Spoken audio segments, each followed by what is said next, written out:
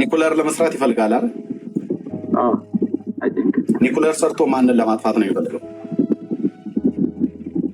አኔ ጫላቀም ያው እንግዲህ ማያያዝ ትችላለህ።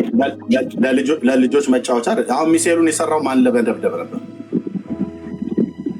በነገራችን ላይ በሌላው አንግል ምን ያስባል ብለህም ማሰብ አለ። ኖ ብራዘር፣ እኔ ሌላውን አይደለም፣ እኔ እናንተን የምናወራው መንፈሳዊነቱን ላሳይ ነው። ሞት ለእስራኤል እያለ በየፓርላማው የሚያውጀው ሰውዬ ራሱን ሊከላከል ማለት ይቻላል። ቆይ መሳሪያ የሚሰራው ለማን ነበር? ለማን ማጥፊያ ነበር? አብዛኛው አሁን እንደውም አሜሪካ ገብታ ስትመታ እነ ዱባይ ነው የመታችው። ያን ሁሉ ሚሳኤል 1000 ሚሳኤል ሲያዘንቡ የነበሩት ወዴት ነበር? ለልጆቻቸው መጫወቻ ነበር እንደ እየሰሩ ያሉትን ሚሳኤሉን ለእስራኤል ነው ብዬ አልልም አልከኝ። ሞት ለእስራኤል ብሎ የሚያውጀው ሰውዬ ኒኩለር ቢሰራ የመጀመሪያ የኒኩለሩን ቦምብ የሚወረውረው እስራኤል ላይ ነው።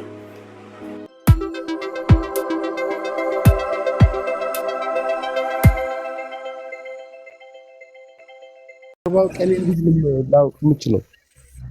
አቤት በ40 ቀኔ እንዴት ልጠመቅ መቻሌ ልነግር እችላለሁ? አታውቅም ማለት ነው።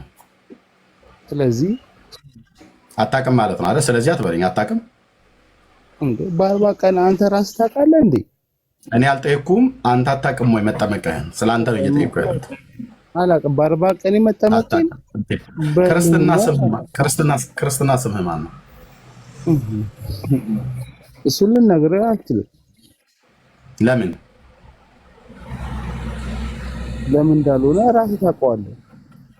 እንዴት? ለምን? እንዴት አውቀዋለሁ? በአውቀው ለምን ጠይቃለሁ? በክርስትና ስም የሚሰራ ነገር ችግር ስላለው ነው። እኔ ስለሚሰራ ክርስትና ስሜ አንተ ማን ነው?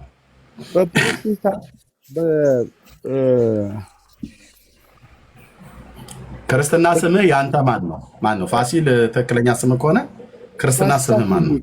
ፋሲካ አክሊሉ እባላለሁ። ፋሲካ አክሊሉ እባላለሁ። ግን ክርስትና ስምን የጠየቅኩህ እንጂ ዋናው ስምን አይደለም። ይሄን መጨቃጨቅ የለብኝም።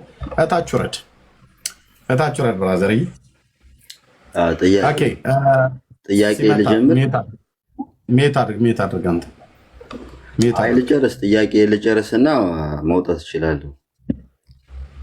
እሺ እህታችን ከታች ያለሽዋ የቅድሟ ጥያቄሽ ጠይቂ። እሺ እና አሁን መናገር እችላለሁ? እሺ ጥያቄ ምንድነው? አሁን እየተወራው ስላለው ስለ እስራኤል እና ስለ ፍልስጤም ነውና መጠየቅ የምፈልገው ምንድነው፣ ያው በእርግጥ እስራኤል የቃል ኪዳን ምድር እንደሆነች እናውቃለን። ከአብርሃም ጀምሮ እግዚአብሔር ኪዳን የገባላት ምድር ነች። እኛ ደግሞ ኢየሱስ ክርስቶስን በማመን የዛ ፓርት ሆነናል። እስራኤላዊ ነው አይደለም ምን ሆኖ እኛም በኢየሱስ በማመናችን ከአዲስ ኪዳን በኋላ ማለት ነው። እና ይሄ ደግሞ ያለው ጦርነት የሆነ ቃል አለ እግዚአብሔር ላይ፣ የእግዚአብሔር ቃል ማቴዎስ 5 ላይ የሚያስታርቁ ብፁዓን ናቸው የእግዚአብሔር ልጆች ይባላሉና እና እኛ ክርስቲያኖች ወይም በክርስቶስ የዳንን እንደዚህ አይነት ጦርነት ሲሆን ሳይድ ይዘን እስራኤል በቃ እግዚአብሔር ከእስራኤል ጋር አለ ብቻ ብለን ሳይድ ማድረግ ነው ያለብን ወይስ? ክርስትና እኮ ፍትህ ነው፣ እውነተኛ ነው፣ ለተጎዳው ማዘን ነው። ልሳሳት እችላለሁ፣ ትመልሱልኛላችሁ። እሺ በራሴ ስለምጠይቅ ነው፣ እንደዛ በጣም ጥያቄ ውስጥ ስላለው ነው። እና ፍትህ ነው፣ እውነተኛነት ነው። አንዳንድ እግዚአብሔር ከእውነተኞች ጋር እንድንወግን ይፈልጋል አይደለ? ከተጎዱት ጋር እና በእርግጥ እስራኤል ኪዳን አላት። ኪዳን አላት። እኛም ደግሞ በክርስቶስ አዲስ ፍጥረት ሆናል። እስራኤላዊ ነን። እኔ ጎረቤቶች ጁሶች አሉ፣ እንዲያውም ከአሁን እያየኋቸው ነበርና አወራለሁ እንደዚህ ኢየሱስ ገና ይመጣል ብለን ነው የምናምነው አለችኝ። ኢቭን ኢየሱስ መምጣቱን እንኳን ብዙ አልተቀበሉትም። ስለዚህ ለተቀበሉት ነው አይደለ? በስሙ ለሚያምኑ የእግዚአብሔር ልጆች የሆኑ ዘንድ ስልጣንን ሰጣቸው የሚለው የእግዚአብሔር ቃል።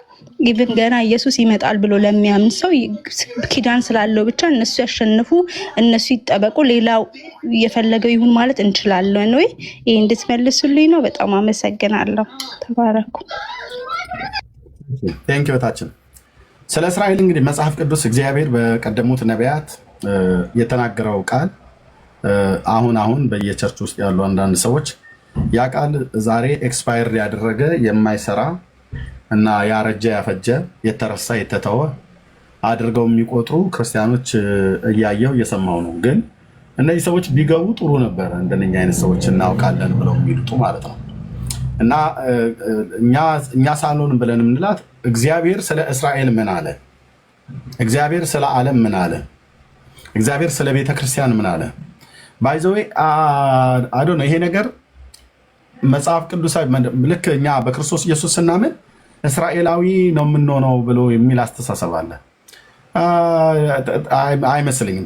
ትክክል አይደለም። ምን ለማለት ተፈልጎ ነው? እኔ ምናልባት የአብርሃም ዘር የተስፋው ቃል ወራሽ ለመሆን በክርስቶስ ኢየሱስ በአብርሃም ልጅ በሆነ በክርስቶስ ኢየሱስ በኩል ወደ አሕዛብ ይደርስላቸው ዘንድ ነው ብሎ የሚለው እግዚአብሔር ከእስራኤልም ትውልድ ከአሕዛብም አንድን አዲስን ሰው ይፈጥር ዘንድ ነው። ስለዚህ ማንም በክርስቶስ ቢያምን አዲስ ፍጥረት ነው ብሎ የሚለው አለቅ። አዲስ ፍጥረት ነው የምንሆነው። የእግዚአብሔር ልጆች ነው የምንሆነው። ራሱ እስራኤላዊው አሕዛብም የተባለው ሙሉ ጭምር ማለት ነው። እና የምንድነው በኪዳኑ በኩል የተነገረውን የተስፋ ቃል ወራሽ እንሆናለን? አዎ። እሱ ደግሞ ለአባታችን ለአብርሃም በተነገረው ቃል መሰረት ዘፍጥረት መጽሐፍት ላይ የተነገረው ቃል ነው። 22:18 ላይ በዘርህ የምድር አሕዛብ ይባረካሉ ብሎ ያለውን ቅዱስ ጳውሎስ በገላትያ መጽሐፍ ምዕራፍ 3 ቁጥር 15 እና 16 ላይ የተናገረው ማለት ነው። የተስፋው ቃል ለብዙዎች እንደሚነገር ለዘሮቹ አይልም፣ ስለ አንድ ግን ስለሚነገር ለዘርህ ይላል፣ እርሱም ክርስቶስ ነው ይላል። ስለዚህ የአብርሃም በረከት ለአባታችን ለአብርሃም የተነገረው በረከት ወደ ኔሽን ወደ አሕዛብ ሁሉ ወደ ምድር ዳርቻዎች በባህር ደሴቶች የሚኖሩ በሰባቱ ክፍለ ዓለማት ላይ በእግዚአብሔር መልክና አምሳል ወደ ተፈጠረው ትውልድ ሁሉ ወደ እነሱ እንዲደርስ የእግዚአብሔር በጎ ፈቃዱ ነው። ያንንም ደግሞ ሲያደርግ እግዚአብሔር በውድ ልጁ በኩል ነው። ይሄ ለአብርሃም የተነገረው በረከት በአብርሃም ዘር በሆነው በኩል ነው ወደ አሕዛብ ሊያደርስ የወደደው ማለት ነው። ስለዚህ የአብርሃም ልጅ የተባለው ራሱ የአብርሃም አምላክ እግዚአብሔር አምላክ ራሱ የአብርሃም አምላክ እግዚአብሔር የአብርሃም ልጅ ተብሎ ተጠራ። አንዴ ከዚህ ጋር እያይዘህ የምትመልስልኝ በጣም እየመለስክልኝ ስለሆነ ማለት አንድ ጥያቄ ውስጥ ደግሞ አሁን እሺ እንደዚህ ያልክ እስራኤላዊያን አይደለንም፣ ግን በአብርሃም ውስጥ ያለው በረከት ያገኘናል። ልክ ነህ። እሺ አሁን ለምሳሌ ኢሳይያስ ውስጥ ማለት ነው ምዕራፍ 35 ላይ ምናምን እስራኤል ቅዱስ የሚቤዥ እግዚአብሔር እንዲህ ይላል ብሎ ቢናገረው ቃል አለና በጣም ስለራሳችን አድርገን ነው አሁን እስራኤል ቅዱስ የሚቤዥ እግዚአብሔር እንዲህ ይላል ስለእናንተ ወደ ባቢሎን ሰድ ይሄንን ቃል ለራሴ አድርጌ ነው በቃ እኔ እስራኤል ነኝ እግዚአብሔር እየተናገረኝ ነው ብዬ ነው ማነበው ማለት ነው። እያንዳንዱን ይሄ ኢሳይያስ ላይ አሁን ስታነብ ስለ እስራኤል በጣም አለ እና እሱንም እስቲ እንዴት ነው ይሄን ቃል የምንረዳው መረዳት ያለብን? እኛ እስራኤል አይደለንም ካልን ይሄ ቃል እኛን አያካትተንም ወይስ ጀስት እንደ ታሪክ ነው የምናየው? በቃ ለእስራኤሎች እንደዚህ ተናግሮ ነበረ ብለን ነው የምናስበው? ለእስራኤላውያን የተናገረው ኪዳኑንም ሲገባ ከነሱ ጋር የገባው ቃሉንም ሲናገር አስቀድሞ የመጀመሪያ ተደራሲያኑ እነሱ ናቸው። ለነሱ ነው የተነገረው መልእክቱ በወቅቱ ማለት ነው። ይሄ መልእክት ግን ለሚያምኑት ሁሉ አይሆንም ብሎ ያለ ግን ማንም የለም። ስላመንሹ ይሆንልሻል፣ ስላመንኩት ይሆንልኛል፣ ስለምናምነው ይሆንልናል፣ ይሰራል። የግድ እስራኤል ብሎ ስለሚል ሰሚታ ብሎ ስላላለ ወይ ደግሞ አሕዛብ ብሎ ስላላለ ቃሉ አይሆንም ማለት አይደለም። ካመንሹ የእግዚአብሔርን ቃል አሁን እንደሚሰራ ካመንሹ ይሆንልሻል። ምንም ጥርጥር የለውም፣ ይሆናል። ለእነሱ ዛጋ ስማቸውን ሜንሽን አድርጎ የእስራኤል አምላክ እግዚአብሔር እንዲህ ይላል ብሎ ስላለ አዎ ለእስራኤል ብቻ ነው የተነገረው ብለን አንልም። በልዑል መጠጊያ የሚኖር ሁሉም በሚችል አምላክ ጥላ ውስጥ ያድራል እኮ የተባለ በሙሉ ብሉይ ኪዳን አይደለም አዲስ ኪዳንም ራሱ ለእነሱ ነው የተነገረው። አብዛኛው ልጆቻቸውም የጻፉት ነቢያቱም ሐዋርያቱም የእነሱ ልጆች ናቸው። በስጋ ልደት የተናገረውም ጌታም ራሱ እንኳን ሲወለድ የእነሱ እኮ ነው። ኢየሱስ ራሱ እኮ የነሱ ነው። ምንድነው የሚለው ቅዱስ ጳውሎስ በሮሜ መልእክቱ መጽሐፍ ምዕራፍ 9 ላይ ብዙ ጭንቀት የማያቋርጥ ሐዘን በልቤ አለ ብዬ ስል በክርስቶስ ሆኜ እናገራለሁ፣ አልዋሽም፣ ሕሊናዬም በመንፈስ ቅዱስ ይመሰክርልኛል ይላል። በስጋ ዘመዶቼ ስለሆኑ ስለ እስራኤላውያን ከክርስቶስ ተለይቼ ነው የተረገምኩ እንደሆን እጸልይ ነበር ይላል። እነሱ እንዲድኑ እሱ ግን የተረገመ እንዲሆን ይጸልይ ነበር። የሕግ መሰጠት፣ የመቅደስ ስርዓት፣ የተስፋ ቃል አባቶች ክርስቶስ ከነሱ ነው ይላል። ክርስቶስ ከነሱ ስለሆነ ወይ ደግሞ ቃሉ የተነገረው አስቀድሞ የብሉይ ኪዳን መጽሐፍት የተነገረው ለነሱ ስለሆነ ቃሉ ለነሱ የማይሰራ ክርስቶስም ለሌላ ትውልድ የማያድን አይደለም። ላመኑበት ሁሉ የሚያድን የዳዊት ቁጥቋጥ ከእስራኤል ቤት ተወልዷል ማለት ነው፣ ኢየሱስ ማለት ነው።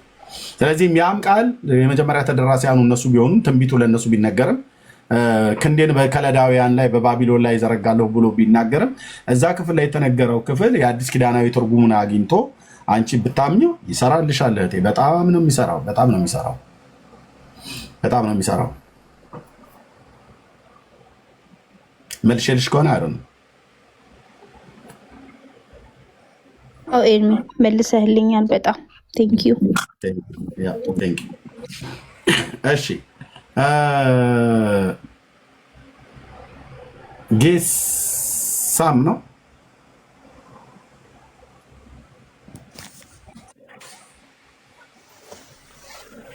ጌሳም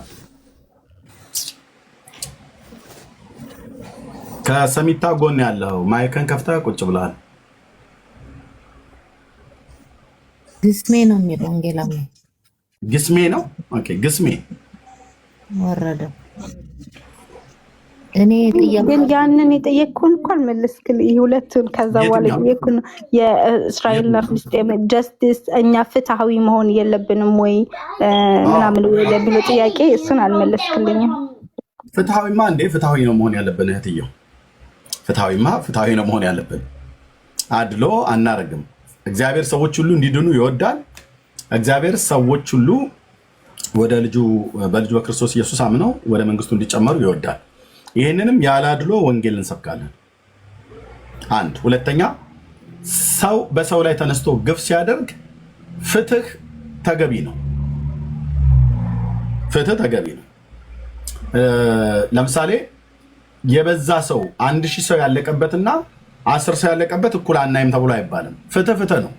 የእነዛ 10 ሰዎች ነፍስ አቅልለን ከቁጥሩ አኳያ አቅልለን ያኛው ቁጥሩ ስለበዛ ምናምን ነገር ብለን ልክ ነው ብዙ ሰው ነው ያለቀው። እዚህስ ቢሆን አንድም ሰው እንኳን ቢያልቅ አንድ ግለሰብ እንኳን ቢሞት የሞተበት አካል ለዛ የ10ሩ ትውልድ ለሱ 1000 ትውልድ ሊሆነው ይችላል። ስለዚህ ፍትህ ተገቢ ነው እና በእስራኤል ጉዳይ አሁን ፍትህ እየተደረገ አይደለም ብለው ይላሉ ብዙ ሰዎች ማለት ነው። እኔ ራሴን ነው የማውቀው። እስራኤል ያለ አግባብ ያደረገችው ፍትሃዊ ያልሆነ ጦርነት ያደረገችው ካለ በዛ ጉዳይ ልትወቀስ ትክክል አይደለችም ብለን ልንላት ይገባል። ትክክልም ነው። ግን እስራኤል ትክክል ያልሆነ ጦርነት የገባችበትን ታሪክ መጥቶ የሚያሳየኝ ሰው ፈልጋለሁ። እስራኤል ዝም ብላ ጠግባ ተነስታ ማለት ነው። ጠቅላይ ሚኒስትሩ በማናለብኝነት ተነስቶ በቃ ዝም ብሎ በቃ የሰሩትን መሳሪያ መሞከሪያ በደህንነት በሳይንስ በተለያየ ነገር አንደኛ ስለሆኑ እግዚአብሔር አይምሯቸውን ስለባረከ ከጥጋብ ተነስተው ሄደው ሆን ብለው የሰውን ሕዝብ የመቱበት ቦታ ካለ በታሪክ አሳዩ። እስራኤል ያደረገችውን ጦርነት ስለማቀው ማለት ነው። ከ1948 ጀምሮ እያንዳንዷን ስለማቃት አሳዩ። እያንዳንዱን ምክንያት አላቸው። ጦርነቱን ሲያደርጉ ያደረጉበት ተነክተው ነው፣ መተዋቸው ነው፣ ገለዋቸው ነው፣ አሳደዋቸው ነው፣ ይጥፉ ከምድር ላይ ብለዋቸው ነው፣ እናጠፋቸዋለን ብለው ስላሏቸው ነው፣ ምድሪቱ የእናንተ አይደለም ብሎ ስለተባሉ ነው፣ ውጣ ከዚህ ፈላሻ እየተባለ ስለተባለ ነው፣ ውጣ ከዚህ ከአውሮፓና ከተለያየ ምድር ተለቃቅማችሁ የመጣችሁ እንትን ዝንቦች እየተባሉ ነው። ያው ነስራ ላይ የተባለው ሰው እዚህ ሊባኖስ ላይ የነበረው ሰው እንደዚህ ነበር ሲላቸው ነበር። ወረዛ ዞር በሉ ስለተባሉ ነው። እናንተን እናጠፋችኋለን ከምድር ላይ ስለተባሉ ነው። አያችሁ፣ ገና የመጀመሪያው ጦርነት አንዳንዶቻችሁ የማታውቁት የሃጋና ጦርነት የሚባላል 1948 ላይ ኔታንያሁ ያኔ ገና የ1 ዓመት ህፃን ነው። አሁን ያሉት ጠቅላይ ሚኒስትር ማለት ነው።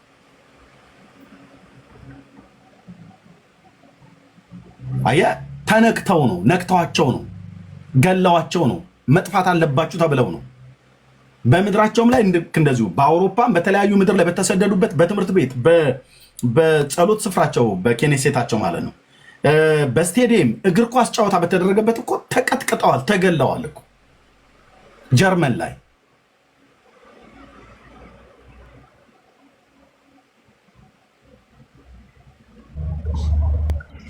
እና ፍትህ ነው። አየሽ፣ ፍትህ ስለሆነ ምንድነው የገደሏቸውን ገለዋል። ሊያጠፏቸው የሞከሩትን ናግባ ኑግቡ ኪሩቤል ምናምን ነገር ተባለ። ናግባ እዚህ አየህ፣ እታች ኮሜንትማ መጻፍ እኮ ቀላል ነው። ኪሩቤል እዚህ ገብቶ ገስት ላይ ገብቶ ከኔ ጋር እንደዚህ እያየ ማውራት ነው። እድሜዬ ትንሽ ነገር ልጨምርልህ። ኦኬ። ስለዚህ እስራኤል እሰጣለሁ በልዬ እስራኤል ሳይነኳት የነካችበት ቦታ የለም። ሳትገደል የገደለችበት ቦታ የለም። ሳትወረር የወረረችበት ቦታ የለም። ሳይተኩሱባት የተኮሰችበት ቦታ የለም። ካላ ሳዩኝ የሆነ ፊት ለፊት እናገራለሁ። የጋዛ ጦርነትን ተገዳ የገባችበት ጦርነት ነው። ከሊባኖስ ጋር ተገዳ የገባችበት ጦርነት ነው። ከኢራን ጋር ተገዳ የገባችበት ጦርነት ነው። ከኢራቅ ጋር ተገዳ የገባችበት ጦርነት ነው። በሳዳም ሁሴን ዘመን ከሶሪያ ጋር ተገዳ የገባችበት ጦርነት ነው። አንድም ቦታ ላይ የሚያሳየኝ ካለ ፕሊስ እንደው በጌታ ስለ ፍትህ አይደል የምናወራው፣ በጌታ ፍትህ እንግዲህ ከዚህ ይጀምራል። ስለዚህ እነሱ ማንም መጥቶ የእስራኤላውያንን ትውልድ ጭዳ እያደረገ አንገታቸውን እየቆለመመ በቦምብ እያጠፋ እየገደለ እሷ ግን በምታደርግበት ሰዓት ላይ ፍትሃዊ አይደለች የሚባልበት ነገር ነው የማይገባኝ። ዓለም እኮ አይተዋል። ኦክቶበር 7 ላይ 1200 እስራኤላውያን ሲፈጁ ማንም ምንም አላለም። ማንም የእስራኤል ደም ርካሽ ነው ብሎ ያላችሁ ማን ነው? ማንም ምንም አላለም። 6 ሚሊዮን አይሁዳውያን በሂትለር ሲፈጁ ማንም ምንም አላለም። እነ ሩሲያ ሁሉ ነበሩ፣ ያን እነ አሜሪካ እነ እንግሊዝ ሁሉ ነበሩ። ማንም ምንም አላለም። የሚለው አምላክ ግን ከሰማይ ያለ አምላካዊ መልስ ግን አለው።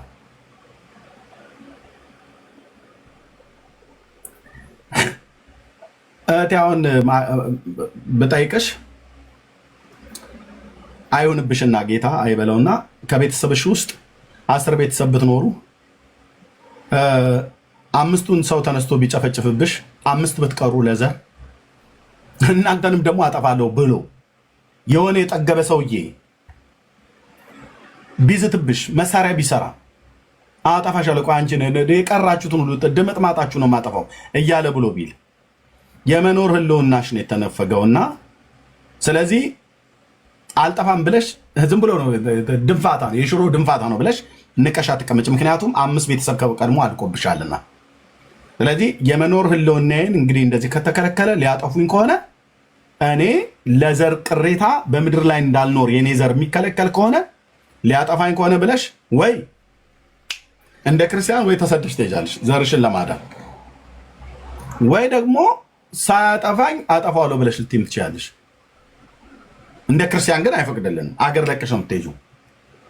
እስራኤል ግን አገር ለቃ አትሄድም። አሁን ኢትዮጵያውያንን ቢሆን አገር ለቀን አንሄድም። እስኪ አሁን ኢትዮጵያውያንን አጠፋችኋለሁ በሙሉ ከምድር ላይ ዋይፕ አደርጋለሁ ብላ ማን ነው ሱዳን ብትዝት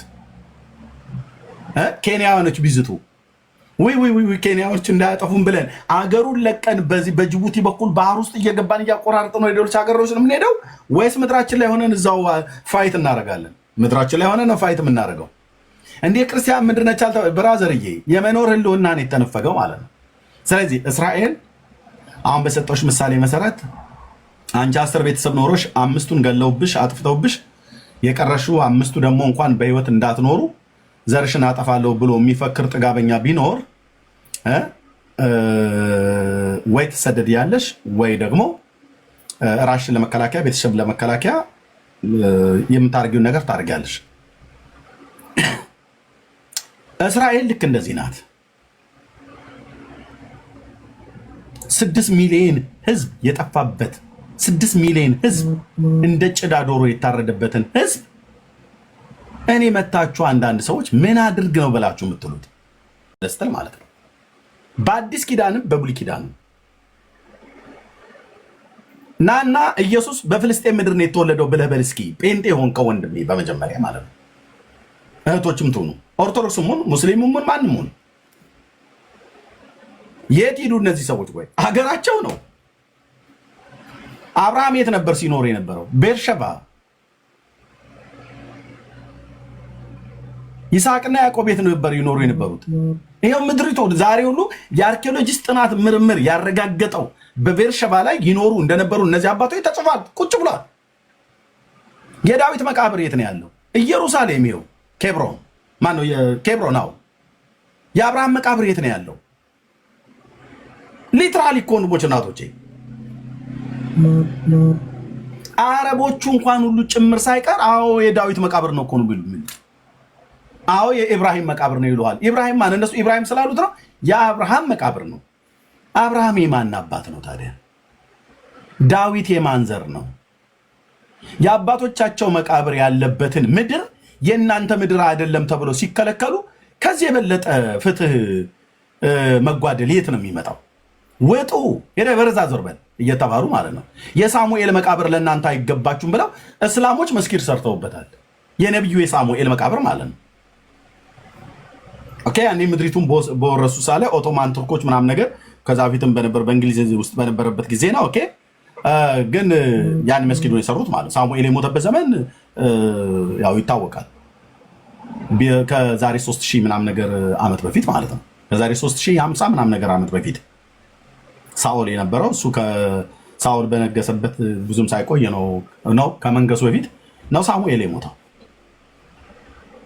ኦኬ። ይሄ ህዝብ ቤት ነው የሚሄደው።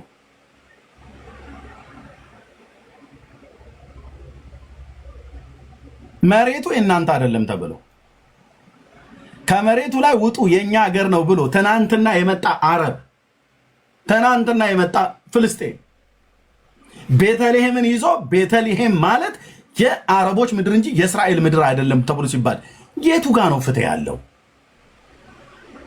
ኢየሩሳሌም ማለት የእስራኤል ምድር ሳይሆን የአረቦች ምድር ነው ተብሎ ሲባል እንዳያገናኘኝ እዚህ አንዱን ማለት ነው የተንከሸከሸ ገብቶ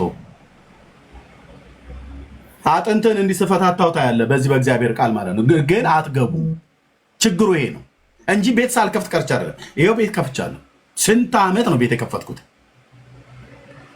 ኑና በመጽሐፍ ቅዱስና በታሪክ ነገር እስራኤልን የእስራኤል ህዝብ የነበረ ህዝብ ነው። ከመቼ ጊዜ ጀምሮ መጤ ነው ወይስ አገሩ እሱ ነው? ማሰጠው ማን ያለው? ማን ነው እዛ ምድር ላይ ያስቀመጣቸው? እነዚህ አሁን ከምድር ዳርቻዎች ወደ ምድሪቱ ላይ የገቡት ፎርጅድ ናቸው ወይስ እውነተኞች ናቸው? ከጌታችን ከኢየሱስ ክርስቶስ ከዳግም ምጽአት ጋር የዚህ ሀገርና ህዝብ ምን የሚያገናኘው ነገር አለ? መጽሐፍ በዚህ ጉዳይ ምን ይናገራል? እግዚአብሔር ቃል አንድ ኦርቶዶክሳዊ ዝር አይልም። አንድ ጴንጤ ዝር አይልም። አንድ ካቶሊካዊ ዝር አትሉም። በዚህ ጉዳይ ለማውራት ካላችሁ ግን በጌታ በኢየሱስ ክርስቶስ እለምናችኋለሁ፣ ኑና እናውራ። ስለ ፍትህ ከሆነ አንድ አታወሩም። አንድ አታወሩም። እስራኤል ተነስታ ህፃናትን ገደለች ምናምን ነገር ብሎ ይላል። ባለፈው አላያችሁም? ለምን ገደለች? ህፃናት ትምህርት ቤት ተደበደባለ። ለምን ተደበደበ ህፃን ትምህርት ቤቱ? በምን ምክንያት ነው? እስራኤል ነፍስ የማያውቁ ህፃናትን ለማጥፋት ፈልጋ ነው ወይስ ትምህርት ቤት ውስጥ ምን ስለተቀመጠ ነው? በታሪክ እናሳይ፣ በመረጃ በቪዲዮ ብየሰን ኖ እስራኤል የምታሳየውን ያላምን ማለት እኔም አንተ የምታሳየውን ዩናይትድ ኔሽን ቀይ መስቀል ምናምን ነገር አምነስቲ ኢንተርናሽናል ብለህ የምትለው አለቅልቀህ ድፋው። አልቀበልም። እኔም ደግሞ እሱን መረጃ ለምን ሳይድ ያደረገ ነው? ሳይድ ያደረገ ነው። ለአረቡ ሳይድ ያደረገ ነው። ኦኬ። አዎ ለአረቡ ሳይድ ያደረገ ነው እንጂ የዩናይትድ ኔሽንም ካለ በቪዲዮ አሳየኝ። እኔም የእስራኤልን ላሳያ ይፈቀደልን። አንድ ለአንድ እንሆናለን ማለት ነው። በመረጃ ደግሞ እስራኤልን ልታማት ነው። ኦኬ። ግን አትገቡም። ምን ቦጣህ?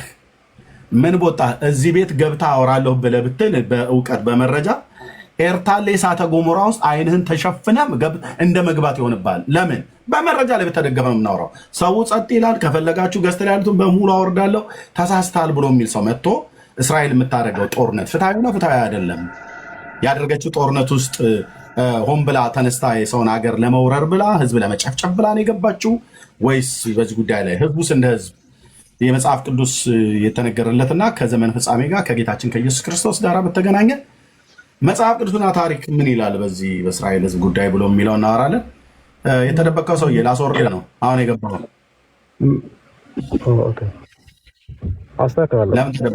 ለምን ተደበቀ ወንድማችን? እሺ እንኳን ደህና መጣ። ከየት ቤተ እምነት ነው? ድምፅህ ታፍኗል። አሁንስ ይሰማል? አሁን ይሰማል። እሺ ከየት ቤተ እምነት ነው? እኔ ሰቨንዝ ዴይ አድቬንቲስት ቸርች ነኝ። ጀስት ጥያቄ ልጠይቅ ፈልጌ ነው። ምንድነው የፈለግኩት? ምናልባት እስራኤሎች አንተ እንደምትለው ፍትህ ይገባቸዋል፣ ሳይነኩ አልነኩም፣ ይሄ ሁሉ እውነት ሊሆን ይችላል። ፖለቲክሱን ብዙ አላውቀውም።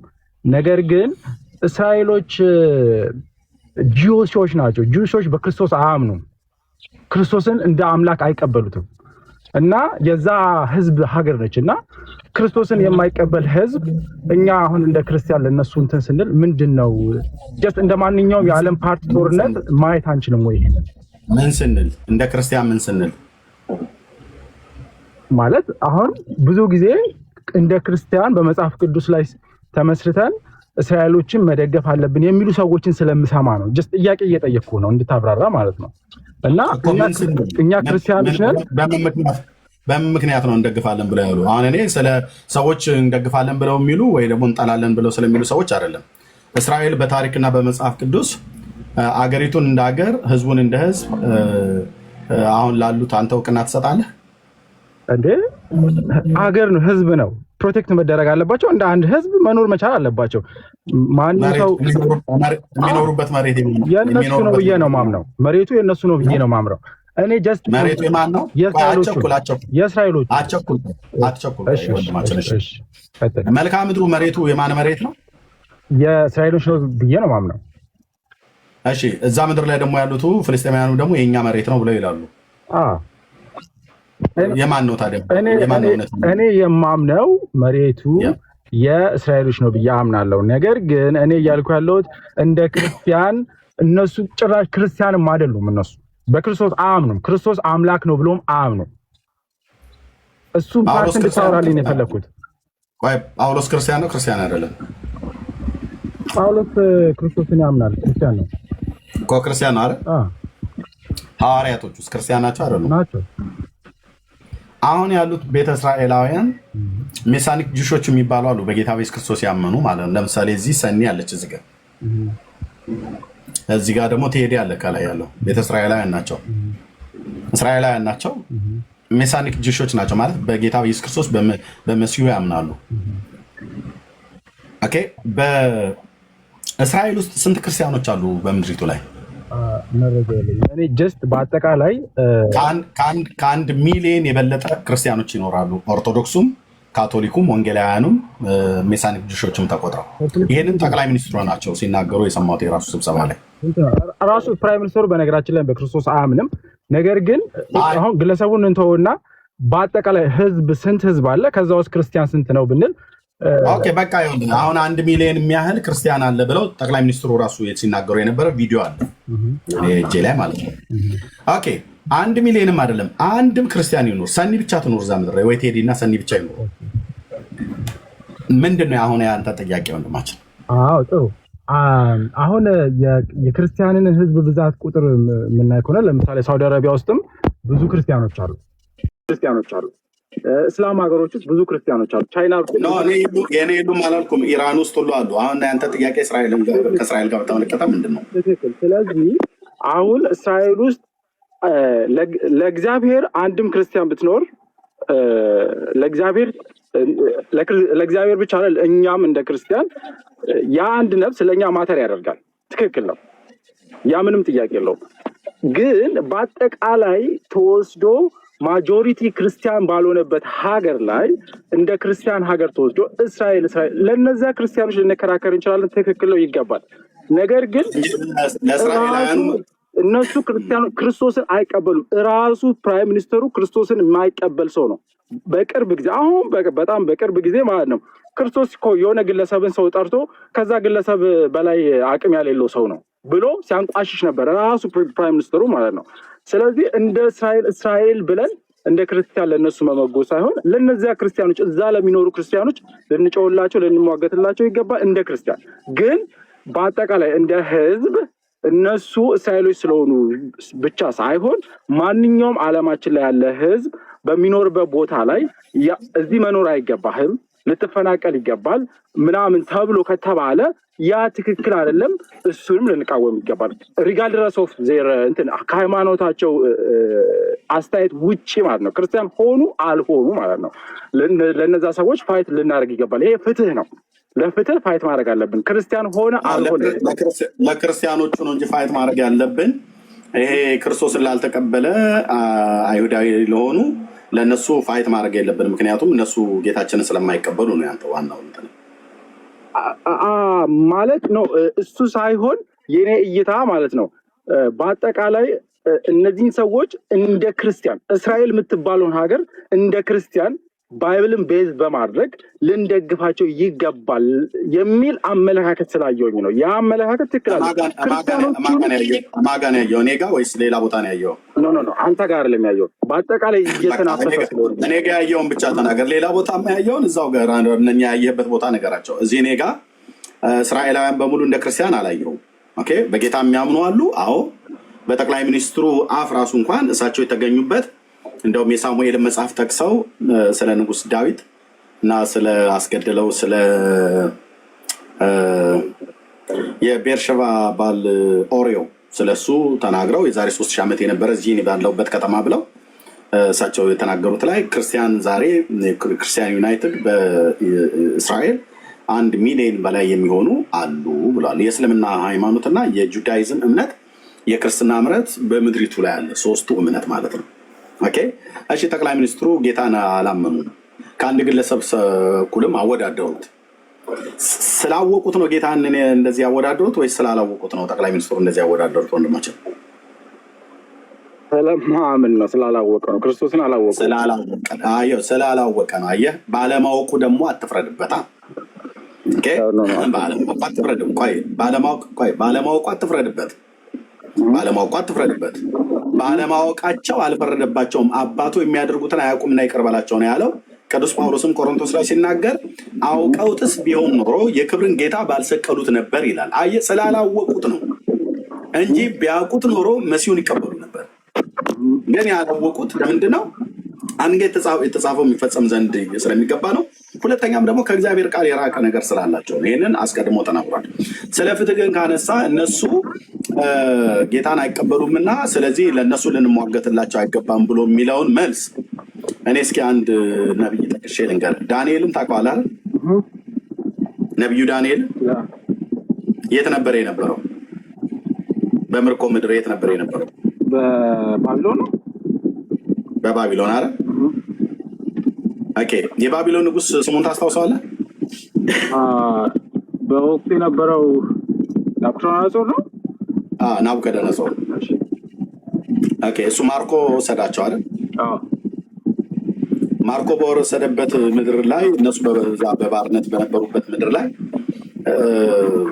በኋላ ላይ እግዚአብሔር ለናቡከደነጾር ህልም አሳየው አይደል? አንድ ዛፍ አሳየው አይደል? ዛፉ ሲቆረጥ ምን ነበር የሆነው? ከዛፉ ላይ ምኖች ሸሹ? እሺ፣ ታሪኩን በደንብ አላስታውስም፣ ንገረኝ። ብታስታውሰው ጥሩ ነበር። አየህ፣ ዛፉ እንደተቆረጠ ማታስታውሰው? አስታውሳለሁ።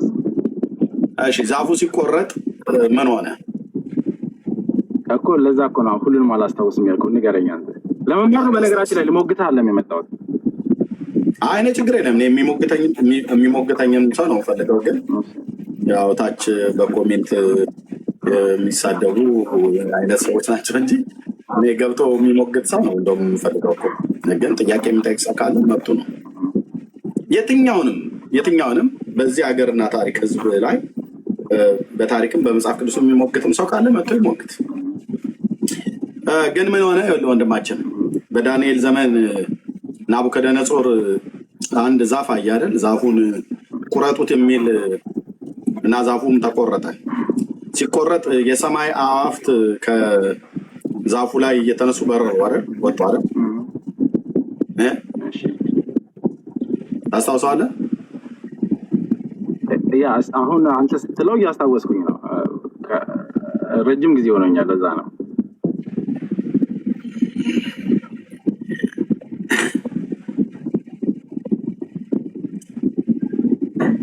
ስለዚህ እንዴት ብዬ ላውራ? አሁን የማታውቀውን ታሪክ ነው የማወራው። እሺ ይህን ታሪክ የሚያውቅ ሰው አለ? ለጠየቀው ጥያቄ ተገቢ ስለሚሆን ማለት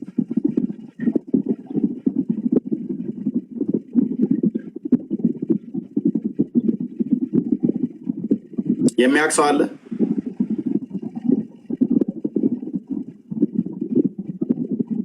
ሌላ ሰው ያለ ሰው ካለ እንዳስገባ ማለት ነው።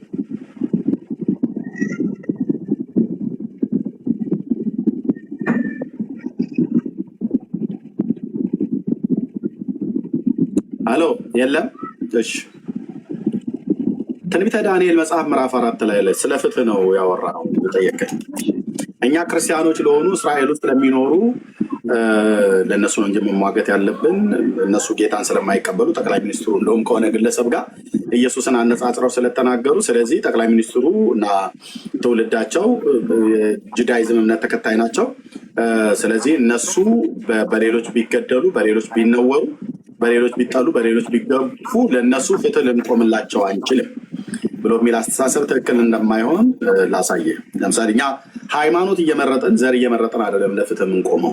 ኦኬ ትንቢተ ዳንኤል መጽሐፍ ምዕራፍ 4 ላይ ከንጉሱ ከናቡከደነጾር በምድር ሁሉ ወደሚቀመጡ ወገኖችና አሕዛብ በልዩ ልዩ ቋንቋ ወደሚናገሩ ሁሉ ሰላም ይብዛላችሁ። ልዑል አምላክ በፊቴ ያደረገውን ታምራቱና ድንቁን አሳያችሁ ዘንድ ወድጃለሁ አለ። ታምራቱ እንዴት ታላቅ ነው፣ ድንቁም እንዴት ጽኑ ነው። መንግስቱም የዘላለም መንግስት ነው። ሚዩት አድርገው ወንድማችን በኋላ ተነግረኛለን። ግዛቱም ለልጅ ልጅ ነው። እኔ ናቡከደነጾር በቤቴ ደስ ብሎኝ በአዳራሼ ተመችቶኝ ነበር። ህልም አለምሁ፣ እርሷም አስፈራችኝ። በአልጋይም ላይ የነበረውን ሀሳቤና የራሴ ራእይም አስጨነቁኝ። ስለዚህም የህልሙን ፍቺ እንዲያስታውቁኝ የባቢሎንን ጠቢባን ሁሉ ወደ እኔ ገቡ ዘንድ አዘዙ ይላል። እና የዚህንም ጊዜ የህልም ተርጓሚዎችና አስማተኞች የከለዳውያን ቃላተኞች ገቡ፣ ህልሙንም በፊታቸው ተናገሩ፣ ፍቺውን ግን አላሳወቁኝም። በመጨረሻውም የቅዱሳን አማልክት መንፈስ ያለበት እንደ አምላኬ ስም ብልጣሶር የሚባለው ዳንኤል በፊቴ ገባ። እኔም ህልሙን ነገርኩት፣ እንዲህም አልሁት፣ የህልም ተርጓሚዎች አለቃ ብልጣሶር ሆይ የቅዱሳን አማልክት መንፈስ በአንተ ውስጥ እንዳለ ከሚስጥርህም ሁሉ የሚያስቸግርህ እንደሌለ አውቄአለሁና ያለሙትን ህልሜን ራእይን ፍቺውንም ንገረኝ አለው። የራሴ ራእይ በአልጋዬ ላይ ይህ ነበር፣ እነሆ በምድር መካከል ዛፍ አየው ይላል። ቁመቱም እጅግ ረጅም ነበር፣ ዛፉም ትልቅ ሆነ በረታም፣ ቁመቱም እስከ ሰማይ ደረሰ፣ መልኩም እስከ ምድር ዳርቻ ሁሉ ታየ ይላል። የዛፉ ማለት ነው። እሺ እህታችን በጣም ቆየሽ፣ ታች ውረጅ። ኦኬ ቅጠሉም የተዋበ ነበር፣ ፍሬውም ብዙ ነበር፣ ለሁሉም መብል ነበረበት። ከጥላውም በታች የምድር አራዊት ያርፉ ነበር፣ በቅርንጫፎቹ ውስጥም የሰማይ ወፎች ይቀመጡ ነበረ። ስጋ ለባሹ ሁሉ ከእርሱ ይበላ ነበር አለ። የሚገርም ነው። በአልጋዬ ላይ በራሴም ራእይ አየው፣ እነሆ አንድ ቅዱስ ጠባቂ ከሰማይ ወረደ፣ በታላቅም ድምፅም እየጮኸ እንዲህ አለ፣ ዛፉን ቁረጡት፣ ቅርንጫፎቹንም ጫፎቹንም ቅጠሎቹንም አራግፉ፣ ፍሬውን በትኑ፣ አራዊትም ከበታቹ ወፎችም ከቅርንጫፎቹ ይሽሹ። ነገር ግን ጉቶውን በምድር ውስጥ ተዉት፣ በመስክም ውስጥ በብረትና በናስ ማሰሪያ ታስሮ ይቆይ፣ በሰማይም ጠል ይረስርስ። እድል ፈንታውን በምድር ሳር ውስጥ ከአራዊት ጋር ይሁን። ልቡም ከሰው ይለወጥ፣ የአውሬም ልብ ይሰጠው፣ 7 ዘመናት ይለፉበታል። ልዑልም በሰዎችም መንግስት ላይ እንዲሰለጥን ለወደደው እንዲሰጠው፣ ከሰውም የተዋረደውን እንዲሾመው በሕያዋንን ያውቁ ዘንድ ይህን ነገር ጠባቂዎችን፣ ትእዛዝን፣ ፍርድንም የቅዱሳን ቃል ነው። እኔ ንጉሱ ናቡከደነጾር ይህ ህልም አልሜአለሁ። አንተም ብልጣሶር ፍቺውን አስታውቀኝ። የመንግስቴ ጠቢባን ሁሉ ፍቺውን ያስታውቁኝ ዘንድ አይችሉምና፣ ነገር ግን የቅዱሳን አማልክት መንፈስ በአንተ ውስጥ አለና አንተ ትችላለህ አለው፣ ለዳንኤል ማለት ነው። የህልሙ ትርጉም ዳንኤል ሲተረጉም ምዕራፍ 4 ቁጥር 19 የዚያን ጊዜ ብልጣሶር የተባለው ዳንኤል 1 ሰዓት ያህል አሰበ። ህልሙን ከነገረው በኋላ 1 ሰዓት ያህል አሰበ። ነብይም ስለሆነ የአምላክን የእግዚአብሔር መንፈስ በላው ላይ ስላለ ይሰማል ማለት ነው። አንዱ ዝም ብሎ እንደሰማ ፕሪ አይልም። አሰበ። ንጉሱ መልሶ ብልጣሶር ሆይ ህልሙና ፍቺውን አያስቸግርህ አለው። ብልጣሶርም መልሶ አለ ጌታዬ ሆይ ህልሙን ለሚጠሉ ፍቺውን ለጠላቶቼ ይሁን አለው። ትልቅ የነበረው የበረታው ቁመቱ እስከ ሰማይ ድረስ የደረሰው መልኩም እስከ ምድር ድረስ የታየው ቅጠሉም አምሮ የነበረው ፍሬውንም የበዛው ለሁሉም መብልን የነበረበት በበታቹም የምድር አራዊት የተቀመጡበት በቅርንጫፎቹም የሰማይ ወፎች ያደሩበትን ያየኸው ዛፍ ንጉሥ ሆይ እርሱ ታላቅና ብርቱ የሆንህ አንተ ነህ፣ ዛፉ አንተ ነህ አለው። የሚገርምህ ነው። ዳንኤል ይናገራል። ታላቅነት በዝቷል፣ እስከ ሰማይም ደርሷል፣ ግዛት እስከ ምድር ዳርቻ ድረስ ነው። ንጉሱም ከሰማይ የወደደውን ዛፉን ቁረጡት፣ አጥፉም፣ ነገር ግን ጉቶውን በምድር ውስጥ ተዉት፣ በብረትና በናስ ማሰሪያ ታስሮ በመስክ ውስጥ ይቆይ፣ በሰማይ ጠል ይረስርስ፣ 7 ዘመናትም እስኪያልፉበት ድረስ እድል ፈንታው ከምድር አራዊት ጋር ይሁን ያለው ቅዱሱ ጠባቂ ማየቱ ንጉሥ ሆይ ፍቺው ይህ ነው፣ በጌታዬ በንጉሥ ላይ የወረደው የልዑል ትእዛዝ ነው አለ። የእግዚአብሔር ትእዛዝ ነው።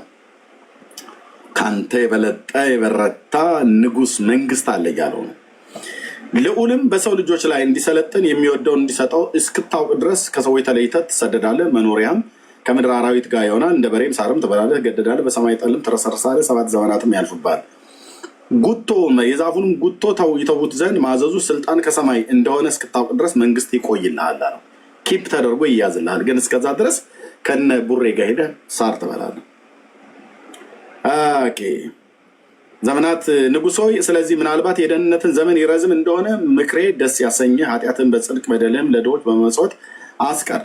ይህን ሁሉ በንጉሱ ናቡከደነፆር ላይ ደረሰ። ከ12 ወር በኋላ በባቢሎን ቤተመንግስት ሰገነት ላይ ይመላለስ ነበር። እርሱም ይቺ በጉልበቴ ብርታት ለግርማዬ ክብር መንግስት መኖሪያ ትሆን ዘንድ ያሰራት ታላቂቱ ባቢሎን አይደለችምን ብሎ አለው ይላል። ኦኬ ከዛ ሰዎች እንዲሰለጥኑ ዋናው ጋር ሄደለ። ኦኬ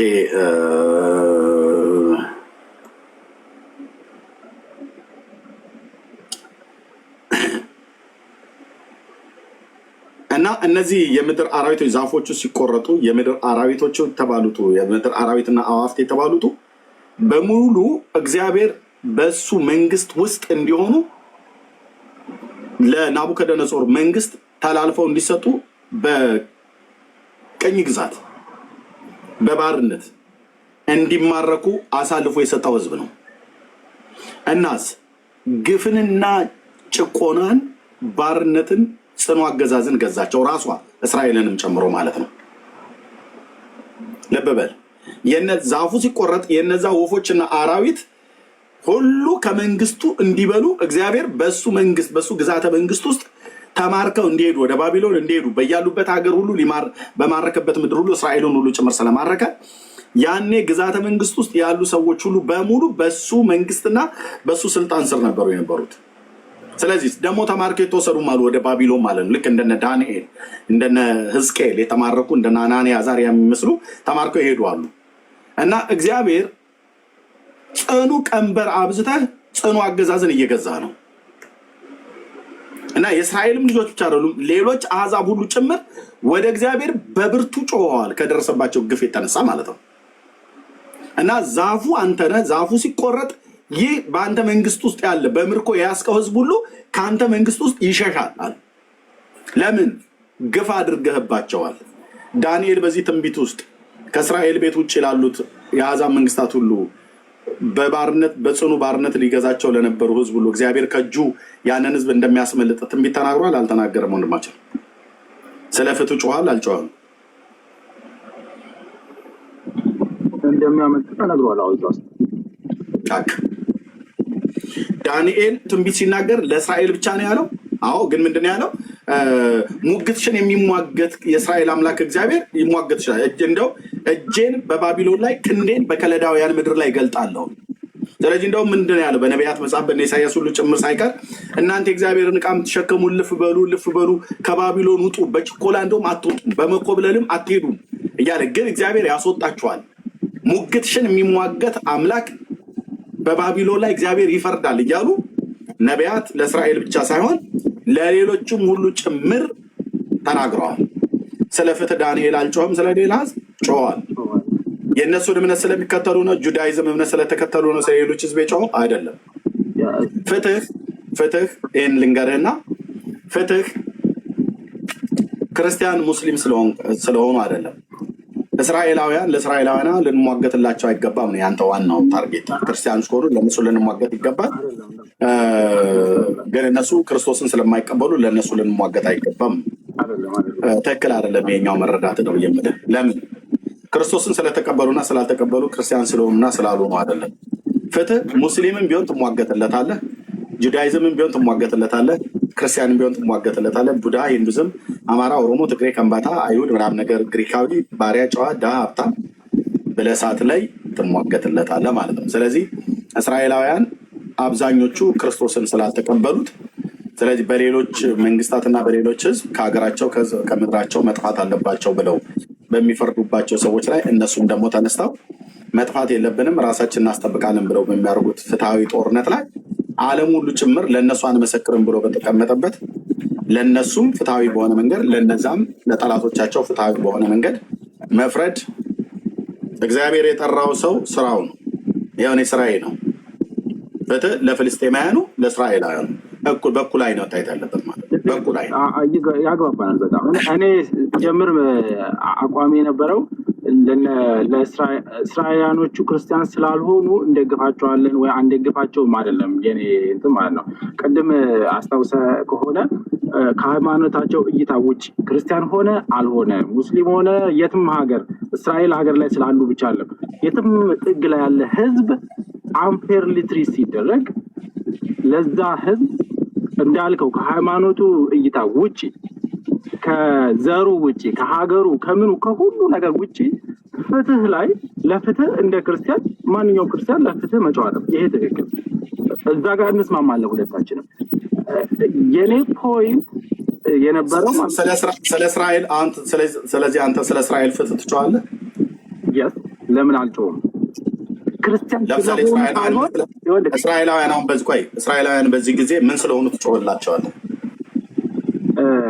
አሁን ይኸውልህ እዚህ ጋር አሁን እኔ እነሱ ክርስቲያን ስለሆኑ ስላልሆኑ ሳይሆን ሰው እዛ ሀገር ውስጥ እየተገደለ ከሆነ ከሆነ አይደለም አሁን ያለው ከሆነ አይደለም። ለምሳሌ በአሁኑ ሰዓት ላይ ኦክቶበር 7 ላይ 1200 እስራኤላውያን ተገለዋል። እንደው ዋናውን የጅምላውን ነው ብዬ የምልህ ትክክል አይደለም። በየጊዜው ትክክል አይደለም። ለነዛ ለሞቱት ነፍስ እግዚአብሔር አይገዳውም? ይገዳዋል። ለፍልስጤማውያኑስ ነፍስ እግዚአብሔር አይገዳውም? ትክክል። በቃ እሱ ነው ማለት ነው። ዓለም ግን አሁን እየጮኸ ያለው ለሞቱት እስራኤላውያን ነው እየጮኸ ያለው ስለ ፍትህ ወይስ ለሞቱት ፍልስጤማውያን ብቻ ነው እየጮኸ ያለው እስራኤል ማነው ዓለም? እኔ ለሁለቱም በተለያየ በዓለም ያለው ህዝብ ለሞቱት ፍልስጤማውያን ብቻ ነው እየጮኸ ያለው ወይስ ለሞቱት እስራኤላውያን ሁሉ ጭምር እየጮኸ ነው ያለው? አሁን በዚህ ጊዜ አብዛኛው ህዝብ በዓለም እውነተኛው እኔ አሁን ከማያቸው ሚዲያዎች እና ከማያቸው ሁኔታዎች ተነስቼ አብዛኛው አሁን ከረንትሊ ኢራን ሞር የመሸነፍ እንትን ላይ ስላለ በጣም በጦርነቱ እስራኤል ወደ አንተ ፖይንት ነው መጣ ግድ የለም ያንተን ፖይንት ጋር ልመጣ ነው። እስራኤላኖቹ እና አሜሪካኖቹ ሞር ጉዳት እያደረሱ ስለሆነ እስራኤል ላይ በአሁኑ ሰዓት ላይ ኢራን ተጎዳች የሚል ጩኸት ብዙ እየተሰማ ሊሆን ይችላል። ግን መጀመሪያ ላይ አንተ እንዳልከው ደግሞ እስራኤላኖቹ ከመሬት ተነስቶ ላይሆን ይችላል ጥቃት ያደረሱ ማለት ነው። ይሄ ፖለቲክስ ነው። ጀርባው ላይ ብዙ መጥፎ ነገር ሊኖር ይችላል። አይ ዶንት ኖ አላውቅም። ስለዛ ፖለቲክስ ሁልጊዜም ባለጌ ነው። እኔ አሁን እዛ ውስጥ መግባት አልፈልግም። እኛ ግን እንደ ክርስቲያን ማለት ነው በአጠቃላይ እንደ ክርስቲያን የትኛውን የእስራኤል የኢራን ፖለቲካ ነው ብለህ የምታምነው አንተ? ሊኖረው ይችላል። ይሄ መንግስታት የሚሰሩት ነገር ሊኖረው ይችላል አይደለም። ለምሳሌ ሊኖረው ይችላል አይደለም። ፖለቲካዊ ከሆነ መልክዓ ምድራዊ አቀማመጥ በርስት በጉልት የሚጋፉበት ምናምን ነገር እንደዚህ አይነት ነገር ሲኖር ነው አይደለም? ወይ ደግሞ ፖለቲካዊ አስተዳደሩ ላይ ስልጣን ለመያዝ ስልጣኑን ለመቀማት ምናምን ነገር በሚደረግበት ነው። የእስራኤል ኢራን መንፈሳዊ ነው ወይስ ፖለቲካዊ ነው? እኔ እኔ ወልም በአጠቃላይ የሚደረግ ጦርነት የመጨረሻው ዘመን ማሳያ ነው። በአጠቃላይ አይደለም ነው። እኔ ስለ እስራኤል ኢራን ስጠይቅ በአጠቃላይ አትበለኝ። የእስራኤል ኢራን ጦርነት መንፈሳዊ ነው ወይስ ፖለቲካዊ ነው? እኔ እንደ አንዱ የዓለማችን ጦርነት ነው ማየው። መንፈሳዊ ነው ብዬ አላየውም። መንፈሳዊ ካልከኝ ደግሞ በአጠቃላይ በመጨረሻው ዘመን የሚደረጉ ጦርነቶች በአጠቃላይ የክርስቶስን መምጫ የሚያሳዩ ናቸው። መንፈሳዊ ነው ካልከኝ መንፈሳዊነቱን ፖይንት አሳየኝና ልረዳ። ኦኬ እሺ፣ ቴንክ ቅድም የጠየኩን አልመለስክልኝም። ልክ እንደዚሁ መልስልኝ። አሁን እኔ ፖለቲካዊ ነው እንጂ መንፈሳዊ ነው ብዬ አልልም። መንፈሳዊነቱ አይታየኝም ነው ያልከው። ይሄ ግድ ይታይ ብዬ አልልህም። አሳያለሁ ግን መንፈሳዊነቱ ማለት ነው። ኦኬ ቅድም የጠየኩ ላይ ዓለም አሁን አጠቃላይ የሚጮህ ጩኸት በሚዲያም ላይ አብዛኛው ለእስራኤል ሕዝብ ነው ስለ ፍትህ እየተሟገተ ያለው ወይስ ለፍልስጤም ሕዝብ ነው ስለ ፍትህ ሕዝብ እየጮህ ያለው? በዓለም ዙሪያ ለሁለቱም ወገን በተለያየ ጎራ የሚጮሁ ሰዎች አሉ። የትኛው ግን ይበዛል? በአሁኑ ሰዓት ላይ ኢራን ሞር እየተጎዳች ስለሚመስል ለኢራን የሚጮህ የበዛ ይመስለኛል። ለፍልስጤማውያኑስ? ለፍልስጤማውያኖቹም እንደዛው የሚጮህ ሰው አለ። ለሊባኖሳውያኑስ አለ? ለምሳሌ የሚጮህ ለእስራኤልም የሚጮህ አለ። አሁን ለምሳሌ ዩሮፕ ብትሄድ፣ አሜሪካ ብትሄድ እንደ መንግስታቶቹ ዝም ብሎ ሊሆን ይችላል። ግን ህዝቡ ግን የሚደግፍ አለ ማይደግፍ አለ። ይህንን መናገር አትችልም። መንግስት ግን እንደዚህ እናድርገው። እነዚህ ያላችሁ 360 ሰው አብዛኛው በዓለም ያለ ሚዲያ ስለ እስራኤል ነው ስለ ፍትህ የሚጮህ? ለእስራኤል ነው ስለ ፍትህ የሚጮኸው ወይስ ለፍልስጤማውያንና ለአረቦቹ ነው ስለ ፍትህ የሚጮኸው? አብዛኛው ለእስራኤል ወይ ለፍልስጤም እያላችሁ ጻፉ ከታች ያላችሁ። አብዛኛው ማጆሪቲ ለማን ነው እየጮኸ ያለው? ለአረብ ወይስ ለእስራኤል?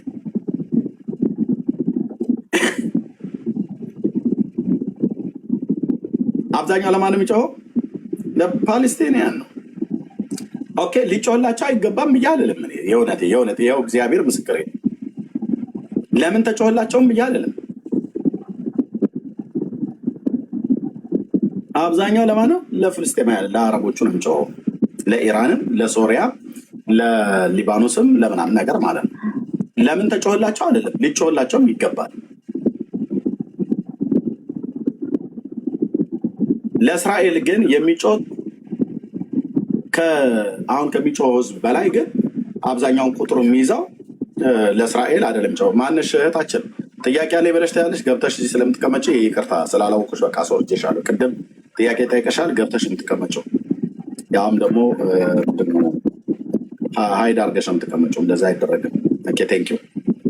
ኦኬ አየህ፣ ፍትህ ለፍልስጤም ብቻ አድልታ አትጮህም። ፍትህ ለእስራኤል ብቻ አድልታም አትጮህም። ፍትህ ለሁለቱም ነው የምትጮኸው። አብዛኛው ሰው ፍልስጤም እያለ ነው እኮ። ታዲያ አሁን አየው አይደለ? መንፈሳዊነቱን አሳየኝ እስኪ እንዳልከው። ኦኬ መንፈሳዊነቱን አሳየኝ። ኦኬ መንፈሳዊነቱ ለምሳሌ እንደዚህ ብዬ ልጠይቅህ፣ ነገርን ከስሩ ብሎ ስለሚል የነ አስቴርን ዘመን ታስታውሰዋለህ? የነ ነህምያን ዘመን፣ የነ መርዶኪዎስን በዛው በባቢሎን አይደል? መርዶኪዎስ ሊገደልበት እና የአይሁድ ሕዝብ ሊጠፋበት የነበረው ጊዜን ታስታውሰዋለህ? ማን ነበር ሊያጠፋቸው የነበረው?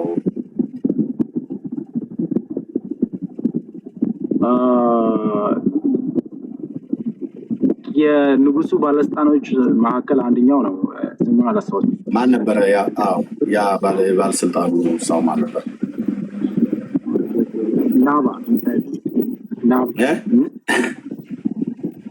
ከታች እየጻፉልህ ነው ስሙን ካወቀው። ሀማ ትክክል ነው። ሀማ አይደል? የት ሀገር ነበር ይኖር የነበረው? እዛው ነው ባቢሎን። የት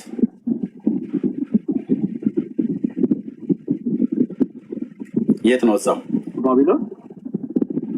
ባቢሎን ነው? ነው ባቢሎን አይደለም። የት ነበር ይኖር የነበረው? እኔ እንጃ ባቢሎን መስሎኝ ነበር። ኦኬ የአሁኗ ኢራን ውስጥ ነው የኖረ የነበረው። ፐርሺያ ማለት ነው። ፐርሺያ ማለት ነው።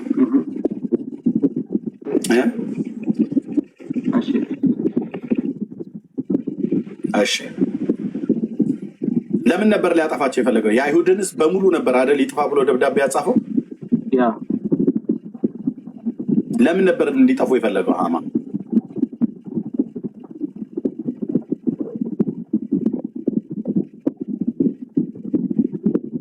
የአይሁድስ ለምንድን ነበር ይጥፋ ብሎ ያለው? ከዛ በምርኮ ምድር ተማርከው ባሉበት ሀገር ላይ መጥፋት አለባቸው ብሎ ደብዳቤ በአገሩ ሁሉ በትኖ በአንድ ቀን ወጥተው አይሁዳውያን እንዲገደሉ እንዲታረዱ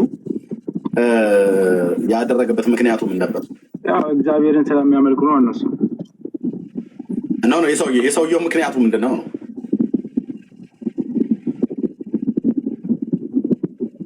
እኔ እንጃ አላውቅም። እሺ አሁን የኢራኑ መንሳይ መሪ ሀያቶላ አለ አይደል? በባለፈው የሞተው ሽማግሌ የአይሁድ ህዝብ ይጥፋ እያለ ይናገር ነበር ደጋግሞ። ሰምተዋል? ይመስለኛል። እንደው እሱ ብቻ ሳይሆን ብዙ እኔ ስለሱ ነው እያወራ ዴስቱ አሜሪካ ዴስቱ እስራኤል ብራዘር፣ እኔ ስለ አይሁድ ህዝብ ነው እያወራ ያለው። አሁን ስለ አይሁድ ህዝብና ስለ ኢራን መንፈሳዊነቱን አሳየን ብለህ ስላልክ ላሳየህ ይላል። ሀያቶላው ምን ነበር ይል የነበረው? ዴስቱ እስራኤል ይላል። እስራኤል መጥፋት አለበት፣ ሞት ለእስራኤል እያለ ያውጃል አይደል? በግሉ ነው የሚናገረው? በፓርላማ ደረጃ አጽድቆ ነው ይሄን የሚናገረው? ያው የሀገር መሪ አይደለም። ስለዚህ በመንግስት ደረጃ አጽድቆ ነው አይደል? እንደዛ ነው የሚሆነው። ግድ ነው። ኒኩለር ለመስራት ይፈልጋል አይደል? ኒኩለር ሰርቶ ማንን ለማጥፋት ነው የሚፈልገው? ያው እንግዲህ ማያያዝ ትችላለህ። ለልጆች መጫወቻ አይደል? አሁን ሚሳኤሉን የሰራው ማን ለመደብደብ ነበር? በነገራችን ላይ በሌላው አንግል ምን ያስባል ብለህም ማሰብ አለ። ኖ ብራዘር፣ እኔ ሌላውን አይደለም፣ እኔ እናንተን የምናወራው መንፈሳዊነቱን ላሳይ ነው። ሞት ለእስራኤል እያለ በየፓርላማው የሚያውጀው ሰውዬ ራሱን ሊከላከል ማለት ይቻላል። ቆይ መሳሪያ የሚሰራው ለማን ነበር? ለማን ማጥፊያ ነበር? እስራኤልን ለማጥፋት ነው ልትል ትችላለህ፣ ግን ራሱን ሊከላከል ልትል ትችላለህ። ያንተን እየጠየኩ ያለሁት ሞት ለእስራኤል እያለ በየፓርላማው የሚያውጀው ሰውዬ መሳሪያ የሚያሰራው ለማን ነው? ማን ለማጥፋት ነው? ይቅርታ አድርግልኝ፣ እኔ እስራኤልን ሊያጠፋበት ነው ብዬ ማሰብ አልችልም። ግን ማሰብ አትችልም። ቆይ አድመጠኝ። አየህ፣ ማጥፋት አትችልም። ይታያችሁ፣ አሁን እንዲህ አይነት ትውልድ ነው ፍትህ ለፍልስጤን ፍትህ ለእስራኤል ብሎ የሚል ማለት ነው። ሚዛኑ እዚህ ጋር የለቀቀ ትውልድ ማለት ነው። እላለሁ እዚህ ሚዛንን ሲለቅ ሞት ለእስራኤል እያለ በየፓርላማው የሚያውጀው ሰውዬ መሳሪያ ለምንድን ነው የሚሰራው ብዬ ስልህ እኔ እስራኤልን ሊያጠፋበት ነው ብዬ አልልም ማለት። ሞት ለእስራኤል እያለ የሚያውጀው በአፉ የሚያውጀው ሰውዬ መሳሪያ የሚሰራው ማንን ለማጥፋት ነው? እታይ ጻፍ ወንድሞች ናቸው። አንተ አሁን ዝም ብለህ አንተ ለማንም አለን ብለሃል። እታይ ጻፍ። ቆይ ወንድዬ ቆይ ሰዓት እኮ አለ። ሰዓት ሁሉ አሰርቶ ወደኋላ የሚቆጥር ችግር የለም። እስራኤል የምትጠፋበትን ሰዓት የምትጠፋበትን ልብ በሉ። ታች ያላችሁ ሰዎች አሁን እንደዚህ አይነት ሰዎች ናቸው ለፍትህ እንቆማለን ብለው የሚሉት ማለት ነው። በየፓርላማው ልብ በሉ እናንተ መልሱ። በየፓርላማው በራሱ በፓርላማ ደረጃ በስልጣን ያሉ በሚኒስትሮች ደረጃ ሁሉ ጭምር በሃይማኖቱ በሺያ ሙስሊሞች ሁሉ ጭምር ሳይቀር በየመስጊዳቸው በየፓርላማቸው ሞት ለእስራኤል ሞት ለእስራኤል ሞት ለእስራኤል እያለ የሚያውጀው ሰውዬ መሳሪያ የሚሰራው ለምንድን ነው ብዬ ስል እኔ እስራኤልን ሊያጠፉበት ነው ብዬ አልልም ይላል። የሰሩትን ሚሳይል ወደ የትኛው ሀገር ነው የወረወሩት? አሁን አብዛኛው የወረወሩት ወዴት ነው? አብዛኛው አሁን እንደውም አሜሪካ ገብታ ስትመታ እነ ዱባይ ነው የመታቸው። ያን ሁሉ ሚሳኤል 1000 ሚሳኤል ሲያዘንቡ የነበሩት ወዴት ነበረ? ለልጆቻቸው መጫወቻ ነበር እንደ እየሰሩ ያሉትን ሚሳኤሉን ለእስራኤል ነው ብዬ አልልም አልከኝ። ሞት ለእስራኤል ብሎ የሚያውጀው ሰውዬ ኒኩለር ቢሰራ የመጀመሪያ የኒኩለሩን ቦምብ የሚወረውረው እስራኤል ላይ ነው። ስለዚህ እንደዚህ አይነት እብድ ወፈፌ መሳሪያውን እንዳይዝ ቀድሜ አጠፋታለሁ ብሎ ስላለኝ እኔ ቀድሜ አጠፋዋለሁ ብላ እስራኤል አለች። ፍትህ ነው። ያው እኔ ነኝ ያልኩት። አንድም ጴንጤ መጣ ይሄንን በእግዚአብሔር ቃል ዲና አታደርግም። እኔ ፊት አንድም ጴንጤ ያልኩ አንድም ኦርቶዶክሱን ዲና አታደርገው። አይ ኤርሚ ትክክል ወይት አንተ እኮ ሞት ለእስራኤል ብሎ ያውጃል አልከኝ። መሳሪያስ የሚሰራው ታዲያ ለምንድን ነው ብዬ ስልህ እኔ ምን ሊያደርገው እንደሆነ አላውቅም፣ ግን እስራኤልን ያጠፋበታል ብዬ አልልም አልክ። ለዚህ ነው አየህ እዚህ ሚዛኑ ሲለቅ አልኩ እኮ ኤርሚ። አሁን መንፈሳዊነቱን አሳየኝ። ኦኬ መንፈሳዊነቱ ላሳየህ። አሁን ትክክል ነህ ብለህ ካልከኝ ኦኬ ገባ ማለት ነው። ቴንክ ዩ። መንፈሳዊነቱ ሐማ ለምን ነበር እስራኤልን ሊያጠፋ የፈለገው ያኔ በዛ በምርኮ ምድር በነበሩበት ዘመን? ምክንያቱ ምን ነበር?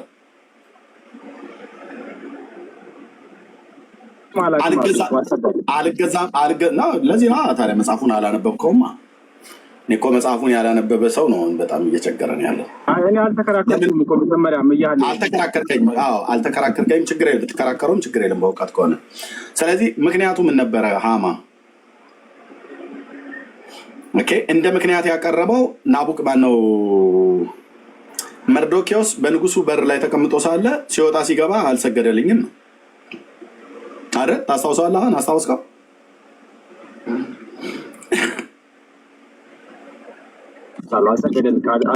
አልሰገድክልኝም ብሎ ተናዶ ነው። ዕብራዊ የሆነው ዳንኤል እና ህዝቧ ለማን ነው ስግደት የሚሰሩት? በቶራ ላይ ለማን ነው? በቶራ ላይ በብሉይ ኪዳን መጽሐፍት ላይ ለማን ነው ስገዱ ተብሎ የተጻፈው?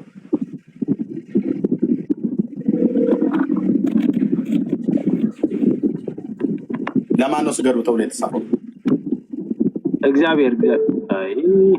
ለእግዚአብሔር። ስለዚህ ሐማ ስላልተሰገደለት ነው አይደለ ሊያጠፋው የፈለገው መርዶኪዎስ እና ዘሩ። ኦኬ ሀያቶላ እስራኤልን ሞት ለእስራኤል እያለ የሚለውን ምን ስላደረጉት ነው?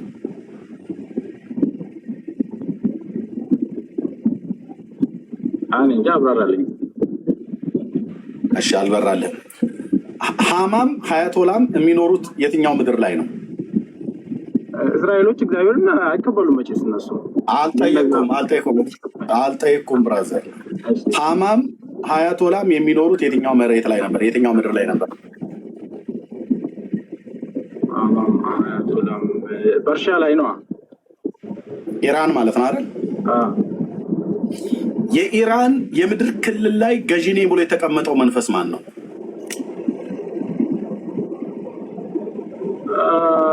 የእግዚአብሔር መንፈስ ነው ብዬ አላምንም። እስራኤሎቹ ቢሆን የእግዚአብሔር መንፈስ ላይ አልጠየቅኩም። እባክህ አልጠየቅኩም። በኢራን የምድር ክልል ላይ ገዢ ነኝ ብሎ የተቀመጠው መንፈስ ማን ነው? የእግዚአብሔር መንፈስ ነው ብዬ አላምንም እኮ። የማን መንፈስ ነው ታዲያ? የእግዚአብሔር መንፈስ ካልሆነ ተናገርኩት እኮ። ከዚህ በላይ ምን ልበል? ኦኬ በቃ አላወቀውም። የፋርስ አለቃ ሲባል ሰምተህ ታውቃለህ? የእግዚአብሔር መንፈስ አይደለም ያመፈሰ ነው እኮ። የፋርስ አለቃ ማለት አጋንንት ነው አይደለም? ነው። ገብርኤልን 21 ቀን የተቋቋመ አይደል? የት ምድር ላይ ነው የሚሰራው? እዛ ምድር ላይ ኢራን ላይ አይደል? ከመቼ ጀምሮ? ከጥንት። ያ መንፈስ ነው አየህ፣ በሐማን በኩል የመሲሁን ዘር ማጥፋት የሚፈልገው ያ መንፈስ ነው። በሀያቶላም በኩል የመሲሁን ዘር ማጥፋት የሚፈልገው ፋክት።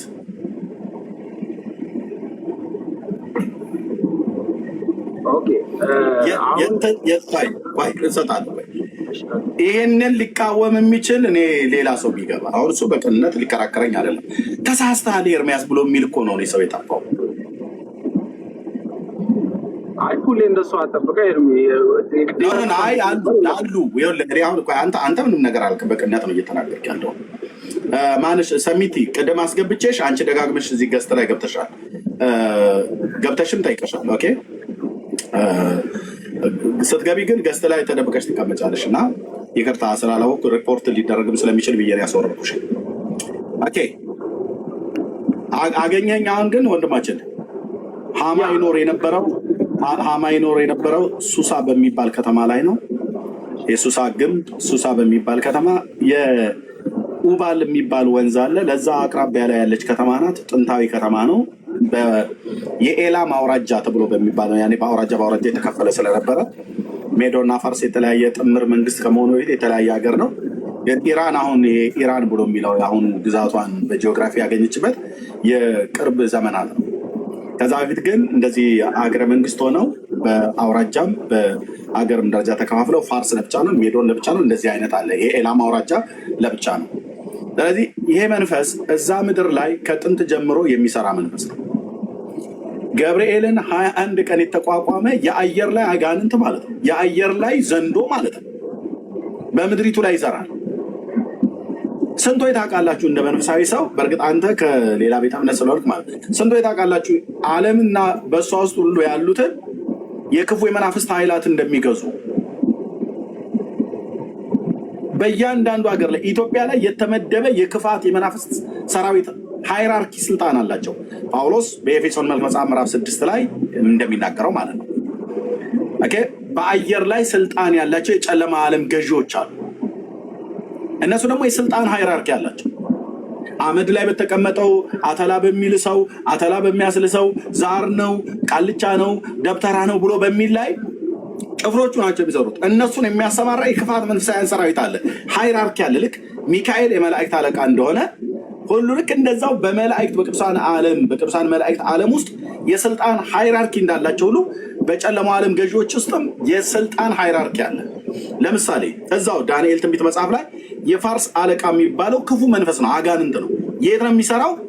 በዛ በፋርስ ኢራን በሚባለው የምድር ክልል ላይ ከጥንት ጀምሮ የሚሰራ መንፈስ አለ።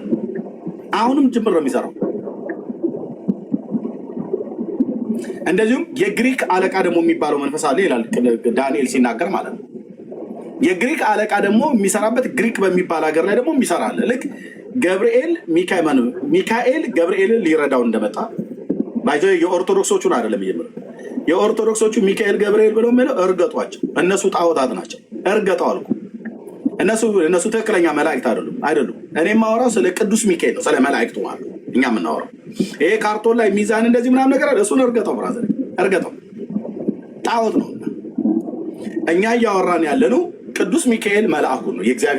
የእግዚአብሔርን መልአክ በይሁዳ መልእክት መጽሐፍ ምዕራፍ 1 ቁጥር 9 ላይ የተጻፈው የእግዚአብሔር መልአክ በትንቢተ ዳንኤል መጽሐፍ ምዕራፍ 12 ላይ የተጻፈውን ነው።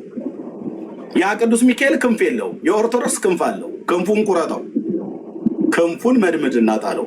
ሚካኤል ክንፍ አለው ብሎ የሚል መጽሐፍ ቅዱሳችን አይነግረንም። ሚካኤል ሚዛን ይዞ እንትና ሸምሱ እንትን የሚሉበት እንደዚህ ባሌስትራ ሚዛን ምናምን ነገር ይዞ እንደዚህ እየዞረ እስቲ ንሳ ሚካኤል ሚዛኑን አምጣው እያለ ውሃና 78 ነፍስ እግዚአብሔር መለየት አቅቶት ሚካኤልን ንሳ ብሎ ጠራውና ሚዛኑን አመጣ። ከዛ 78ቱ ነፍስ በአንድ በኩል ተቀመጡ። በላይሰብ ደግሞ ያጠጣ ውሃ በአንድ በኩል ተቀመጠ። ከዛ ሊመዝን ሲል እመቤታችን ጥላዋን ሄዳ በበላይ ሰበኩ እንዲጣል ስታደርግበት ከዛ መቼስ ይገርማችኋል እንዴት አይነት ነገር ነበር እያሉ ይህ የኦርቶዶክስ አርቲ ቡርቲ ተረት ነው። ስለዚህ የኦርቶዶክስ ሚካኤልና ገብርኤል እነ ሸምሱ ናቸው። እነ ሸምሰዲን እዛ ራጉኤል ቤተክርስቲያን ላይ ከእንዲህ አይነት ወረቀት ይሰሩና በምራቅም በሙጫም አጣብቀው አልደረሰም እንደ ቅዱስ ሚካኤል ስለዚህ አይ ሰርቼዋለሁ፣ ክንፉን ግን አላወጣሁትም፣ የሚቆየኝ በሚቀጥለው ሳምንት ላይ አደርስላችኋለሁ እየተባለ ማለት ነው። እኔ ስለነሱ አይደለም የምናገር። እኔ እየተናገርኩ ያለሁት ታላቁ ነቢይ ዳንኤል የተናገረው ላይ ሚካኤል ገብርኤልን ሊረዳው መጣ ይላል። ገብርኤል 21 ቀን በዛ የፋርስ አለቃ የተባለው በኢራን የምድር ክልል ላይ የሚሰራ ገዢ ነኝ ብሎ የተቀመጠ መንፈስ አለ። ያ መንፈስ ቅድም እንዳልከው የሰይጣን መንፈስ ነው፣ አለቃ መንፈስ ነው። በክፉ የመናፍስት ኃይላት ላይ አለቆች ከሚባለው መካከል አንዱ የግሪክም አገር አለቃ መንፈስ ነው። አንዱ ደግሞ የኢራን ምድር ላይ የሚሰራ አለቃ መንፈስ ነው። ኢትዮጵያ ላይ የሚሰራ አለ፣ አውሮፓ ላይ የሚሰራ አለ፣ አሜሪካ ላይ የሚሰራ አለ፣ አውስትራሊያ ላይ የሚሰራ አለ፣ ቻይና ውስጥ የሚሰራ አለ፣ በባህር ደሴቶች የሚሰራ አለ። ተራራውን እኔ ነኝ ያስኩት ምንጩም የኔ ነው ብሎ የሚል አለ። ይሄኛው አይን ስለተከፈተ ሳይሆን የውስጥ መንፈሳዊ ዓይኖቹ ብቻ የተከፈቱ የአምላኩን የእግዚአብሔርን ቃል በሚገባ የሚያቅሰው ብቻ የሚረዳው እውነት ነው። ይሄ መደዴ ሁሉ አይረዳውም። ስለዚህ ይህ መንፈስ እዛ ምድር ላይ ስለሚሰራ የሚፈልገው ምን ነበረ? ምክንያቱ በቂ አልነበረም። የአይሁድ ሕዝብ እንዲደመሰስ በዛን ደብዳቤ ተጽፎ አርጤክስስ በሚገዛበት በ120 አገሮች ላይ ደብዳቤ እንዲበተን የአይሁድ ሕዝብ ምንም ያጠፋው ጥፋት አልነበረም። ምንም አንድ ነገር እምቢ ብለዋል። ያውም ጥቂቶቹ ቅሬታዎች ለጣዖቶቻቸው ስገዱ ብለው ሲሉ አልሰገዱ። እንደነ ዳንኤል አይነት ማለት ነው። ላቆመው ለወርቁ ምስል አልሰገዱ። አናንያ አዛርያም ሲሄድ አልሰገዱ። ለምን? ስግደት ዕብራውያን ለእግዚአብሔር ብቻ እንደሆነ ተነግሯቸዋል። አልሰገዱ። እንደዚሁስ የራሳቸው ባህልና ወግ አለ። በአስቴር መጽሐፍ ላይ ሲናገር ምዕራፍ 8 ቁጥር 3 ወይ ምዕራፍ 3 ቁጥር 8 ላይ ምን አለ? ሃማ በከሰሰበት ክስ ላይ አንድ ሕዝብ በአገሮችና አንተ በምትገዛው መንግስት ውስጥ ተበትኗል አለ። ይህ ሕዝብ የንጉሱን ትእዛዝ አይጠብቅም፣ ባህላቸውና ወጋቸው ከሕዝቡ ሁሉ የተለየ ነው አለ። አይሁድ ባህል አለው ማለት ነው። አይሁድ ሃይማኖት አለው። አይሁድ የራሱ ካልቸር አለው። ሌሎችም ከመጡበት ሀገር ላይ የራሳቸውን ካልቸር ይዘው ገብተዋል ወደ ባቢሎን ማለት ነው። አይሁድ ግን የራሱ ካልቸር ስላለው፣ የራሱ ባህል ስላለው፣ የራሱ ሃይማኖት ስላለው የሚሰግደውም ሃይማኖቱ በፈቀደለት ነው። ግን እኮ እንደውም አብዛኛው አይሁድ እኮ ሰግዷል ለወርቁ ምስል። ግን እግዚአብሔር ራሱን ያለ ቅሬታ ስለማይተው እነዛ ጥቂት ሰዎች 3 ወጣቶቹና ዳንኤል ተገኙ ማለት ነው ያልሰገዱ። በአርጤክሲስም ዘመን ሌሎቹ እኮ ለሃማ ሰግደውለታል። አንድ አይሁዳዊ ሰው ስላገኘ አልሰገደለትም። መርዶኪዎስ አይኑን እያፈጠጠ ዘሩን ጠይቆ ለእኔ አሰግድልኝም ብሎ አልሰገደለትም። አንተም ብቻ ሳይሆን ዘርህን ጭምር አጠፋለሁ ብሎ የሚል ምክንያትን ያቀረበው ማለት ነው። ሌላ ምን ምክንያት አለ? አንድ ሰው ለአንድ ሰው አልሰግድም ብሎ ስላለ ዘሩ መጥፋት መደምሰስ አለበት አይደለም። እኛ ከምክንያቱ ባለፈ መንፈሳዊነቱ ነገር ይገባናል። ከበጀርባ ያለው ሃማን ድራይቭ የሚያደርገው ማን ነው ብለህ ካልከኝ ገብርኤልን 21 ቀን መልአኩ ቅዱስ ገብርኤልን 21 ቀን በአየር ላይ የተዋጋ አለቃ መንፈስ ነው። ያ መንፈስ ደግሞ የእግዚአብሔር ሕዝብ ጠላት ነው። አይሁድን ማጥፋት ይፈልጋል። የአብርሃምን ዘር መጨረስ ይፈልጋል። እግዚአብሔር በሚገርም መለኮታዊ ተአምራት ጣልቃ ገብቶ ሕዝቡን አዳነ። እዛ ምድር ላይ ነው የነበረው ሃማ። እዛ ምድር ላይ ነው የነበረው አሁን ሀያቶላ። የሁለቱም አጀንዳ የሃማም አይሁድን ማጥፋት ነው፣ ሀያቶላም አይሁድን ማጥፋት ነው። በሁለቱም ላይ ያላቸው አጀንዳ አይሁድን ማጥፋት ነው። ለምን? ምንም ስላደረጓቸው አይደለም። ሀያቶላውን እስራኤልን አጠፋለሁ ብሎ የሚለው ለምንድን ነው? በካርታ ተገናኙ ብለህ እንዳትል የስንት ሺህ ኪሎ ሜትር ርቀት ነው ያላቸው። የስንት ሺህ ኪሎ ሜትር ርቀት። ለምንድነው ታዲያ አይሁድን ማጥፋት የፈለገው? የኢራን መንግስት ለምንድነው አይሁድን ማጥፋት የፈለገው? ምክንያቱ ግልጽ ነው። በፖለቲካ ተገናኝተው በነዳጅ ተጣልተው አይደለም። ለምንድነው የኢራን መንግስት የፍልስጤምን የጋዛን ላይ ያሉትን የሐማስን ታጣቂዎች ሚሳኤል አስታጥቆ ወደ እስራኤል የሚያስወረውረው? አይሁድን ለማጥፋት። ለምንድነው የኢራን መንግስት የሊባኖስን ሂዝባላ የተባለውን አስታጥቆ እስራኤልን የሚያስመጣው? አይሁድን ለማጥፋት። ለምንድነው የኢራን መንግስት ለታጣቂ ሺያዎች ሶሪያ ውስጥ ላሉት ሚሳኤል አስታጥቆ እስራኤልን የሚያስደበድበው? አይሁድን ለማጥፋት። ለምንድነው የኢራን መንግስት የመን ውስጥ ሄዶ ለሀውቲ የሺያ ሙስሊሞች መሳሪያ አስታጥቆ ወደ እስራኤል የሚያስወረውረው? አይሁድን ለማጥፋት። የዚህ ሁሉ መሳሪያ አቀባይ ነገር ጨማቂ ዘንዶ የት ነው የተኛው? ኢራን ውስጥ። ያ ዘንዶ ማን ነው? በገብርኤል ዘመን ዳንኤል ላይ ገብርኤልን 21 ቀን የተቋቋመ የፋርስ አለቃ መንፈስ ማለት ነው። ይሄ ደግሞ የመሲሁ ዘር ጠላት ነው። አገኘኝ አሁን ወንድማችን፣ መንፈሳዊነቱ ታየህ?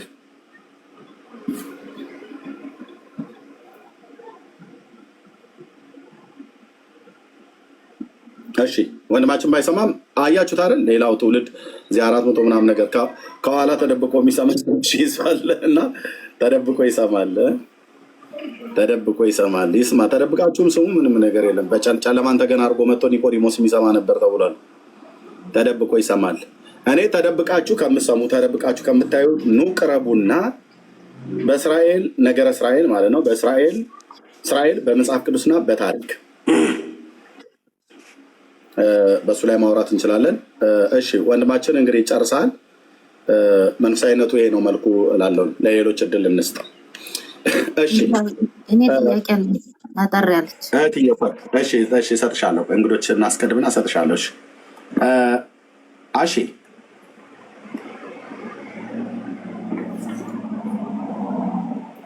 እሺ እድል አልሰጣችሁም። ከአንዴ በላይ መጥራት እድል አልሰጣችሁም። እሺ ደግማችሁ የምትልኩ ደግሞ ከሆነ ብሎክ ነው የማደርገው። እዚህ ጠርታችሁ ገስት ልካችሁ ተቀብያችሁ አስገብቻችሁ ስጠራችሁ ዝም የምትሉ ከሆነ የማትመልሱ ከሆነ ደግማችሁ ስትልኩ ያው ብሎክ አደርጋችኋለሁ። ማንም ይሁን ማንም። እሺ የማነ ነው ኤርሚ እንደምን አለ? እንዴት ነህ? እግዚአብሔር ይመስገን። ተዋወቃለን እዴ ፓስተር ነህ እንዴ? ያ እንደምን አለ? ሰላም ነው ሆይ? እግዚአብሔር ይመስገን። ፓስተር ደህና ነህ? ሁሉ መልካም? ጌታ ኢየሱስ ይባረክ። በጣም ደስ ብሎኛል ስላየው። ድምፅህን ለየሁትኝ። አይ ነው እንዴ? ረጅም ጊዜ። እንዴት ነህ? በጣም ደህና፣ በጣም ደህና። እግዚአብሔር ይባርክ። በእውነት ጸጋውን ያብዛልህ። እንግዲህ ዛሬ ለመጀመሪያ ጊዜ ወደ ቲክቶክ መጥቻለሁ። እንዳለኝም አካውንት አላውቅም ነበር። ልጄ ከፍቶልኝ ስጠይቀው አለ እኮ ብሎ ስልኬ ላይ ያሳየኝ ማለት ነው። ሰሞኑን በፌስቡክ በዩቲዩብ ላይ የሚጫኑትን አይ ነበር እና በጣም ውስጤ ይቃጠል ነበር። እግዚአብሔር ይባርክህ። የምትመልሳቸው የምታስተምራቸው ነገሮች ሁሉ በጣም በጣም በዚህ ዘመን በጣም አስፈላጊ ነው። ለብዙዎች እውቀት እየሰጠህ ነው። በተለይ ከአንድ ሰው ጋር የምታደርገው ማን ነው? ያ አንድ ሰው ዲመን ነው የሚሉት ዲመን የሆነ ከሱ ጋር እና እንግዲህ ከዚህ በኋላ በጣም አገኛለሁ፣ እከተላለሁ። ቲክቶክም እንዴት መጠቀም እንዳለብኝ ታስተምረኛለህ። የመጀመሪያ ጊዜ ስለሆነ ማለት ነው። ስልክ እኮ አለን አይደል ፓስተር? ሰሞኑን ሞከርኩልህ። አዎ አንድ ጊዜ እንትኑ እንዳየው ሞከርኩልህ መሰለኝ። በሜሴንጀር ነው መሰለኝ። ሜሴንጀርማ ከሆነ እንትን ነው ፌስቡክ ነው አይ ቲንክ። ቆይ እስኪ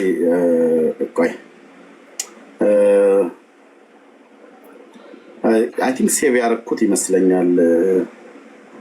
እንዴ ቆይ ፓስተር የማነ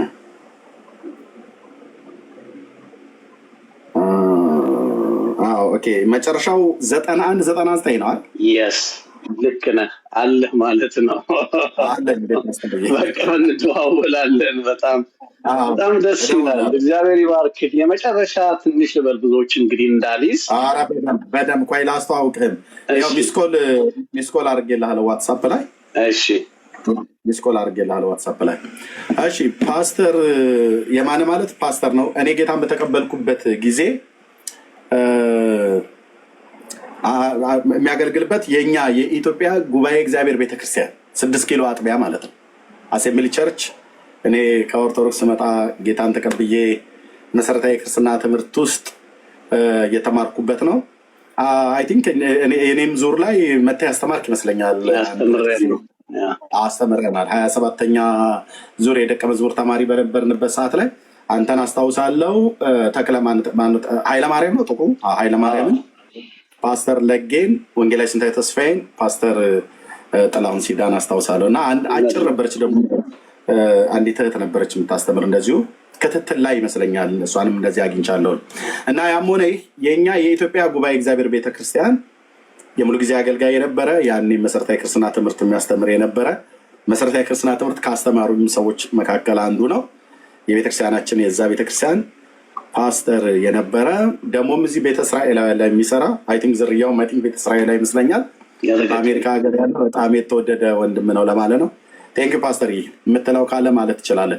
ፎሎ አድርጉት ወገኖች፣ እዚህ ያላችሁ ሰዎች እጅግ ትጠቀማላችሁ። ፎሎ አድርጉ። እንግዲህ እንማማራለን ብዙ ነገር። ለወንድሜ ትንሽ ነገር ማለት ፈለግኩኝ፣ ልመክረው ፈለግኩኝ። ማለት እንግዲህ ህዝቤ እውቀት ከማጣት የተነሳ ጠፍቷል ስለሚል የወንድሜ ችግር አሁን ጥያቄ ያነሳልህ የእውቀት ማጣት ነው። በተለይ ነገረ እስራኤል በሚባለው ነገር ላይ ፈቃደኛ ከሆነ ማለት ካላወቀ ወደ አንድ ሳይድ ሊያደላ ይችላል፣ ጀጅ ሊያደርግ ይችላል። ባለማወቅ ነው፣ አንፈርድም። ግን በደንብ ሲያውቅና ሲረዳ ማመዛዘን ይችላል። እና እንደዛ ስለሆነ ለዚህ ሰው የምመክረው ነገር ይሄንን ነው፣ የመጀመሪያው ማለት ነው። ነገሩ መንፈሳዊ ነው ለተባለው ነገር፣ አዎ መንፈሳዊ ነው በትክክል። አንድ ትንሽ ነገር ልንገርህ ወንድሜ፣ ኢራኖች በዚህ ሰዓት ከእስራኤል ጋር ቢስማሙ በጣም በሰላም የሚኖሩበት እድል ነበራቸው። እንዴት ብዬ ስልህ መጽሐፍ ቅዱሳዊ ስለሆነ ኢሳይያስ ምዕራፍ 45 ላይ ስለዛ ስለ ድሮ ለቀባሁት ቀኝ እጁን ለያዝኩት ነገስታትን ትጥቅ አስፈታ ዘንድ ህዝቡን ሁሉ ላስገዛሁለት ደጆች እንዳይዘጉ በሮቹንም በፊቱ ለምከፍትለት ለቂሮስ እንዲህ ይላል ይላል። ቂሮስ ማለት የኢራን ንጉስ የነበረ ነው። በወቅቱ ከባቢሎን ነፃ እንዲወጡ ከረዳቸውና እነ ነህምያ እስራኤልን ቅጥር እንደገና እንዲሰሩ እግዚአብሔር ከተጠቀመበት ሰው አንዱ ነው። አያውቀውም፣ ግን እግዚአብሔር አስነሳው፣ ቀባው። እና ምን ለምን መሰለህ ከቀባው በኋላ እንዲህ ይላል። ነገሩ መንፈሳዊ እንደሆነ ላሳይ ስለፈለግኩ ነው። ኢሳይያስ 45 ላይ በፊትህ እሄዳለሁ፣ ተራሮችን እደለድላለሁ፣ የናስ በሮችን እሰብራለሁ፣ የብረት መወርወሪያዎችንም እቆርጣለሁ።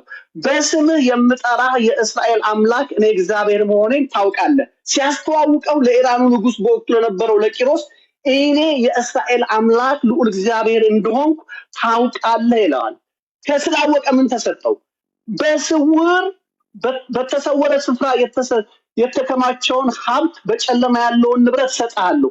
ስለ ባሪያዬ ስለ ያዕቆብ ስለመረጥኩት ስለ እስራኤል አንተ ባታውቀኝ እንኳን በስምህ ጠርቼሃለሁ፣ የክብርም ስም ሰጥቻለሁ ይልና እስራኤል ዛሬ ኢራን ያላት ነዳጅ፣ ሀብት፣ ሁሉ ነገር ለጥፋት የተጠቀመችበት ሚሳኤል የሰራችበት ኒውክሌር የሰራችበት ይህን ሁሉ ያደረገችበት እግዚአብሔር በስውር የተሰወረውን ሀብት ሰጥቻለሁ። እግዚአብሔር ነው በረከትን የሰጣት፣ ቤንዚኑን የሰጣት። ያ ሁሉ ነገር ለምን? ስለ እስራኤል ሲል የተሰጣቸው። ስለዚህ ነገር ግን ይሄን ካላወቅ አታውቀኝም አለ። ካላወቁ ግን ይሄ እንደሆነላቸው ካላወቁ የሚጣሉት መጀመሪያ ከእስራኤል አምላክ ልዑል እግዚአብሔር ጋር ነው። ለዚህ ነው እነዚህ አያቶላ ከመምጣቱ በፊት የነበረው በንግስና ተዳደር በነበረ በዚያን ጊዜ እኔ እነግርሃለሁ፣ በዚያን ጊዜ ህዝቡ የተባረከ ነው። ከእስራኤል ጋር አብራ የቆመች ነች። በጣም የበለጸጉ ናቸው። በጣም በሰላም የሚኖሩ ናቸው። እንደዛ ነበሩ። ነገር ግን ቅድም አሁን ወንጌላዊ ኤርምያስ እየተናገረ እንዳለ ይሄ ክፉ መንፈስ የፋርስ መንፈስ የሚባለው እነዚህን ሰዎች አስነስቶ ለአንድ ዓላማ ነው ይህን ሁሉም ያደርጋቸው። ለምን? እስራኤልን እንዲያጠፉ።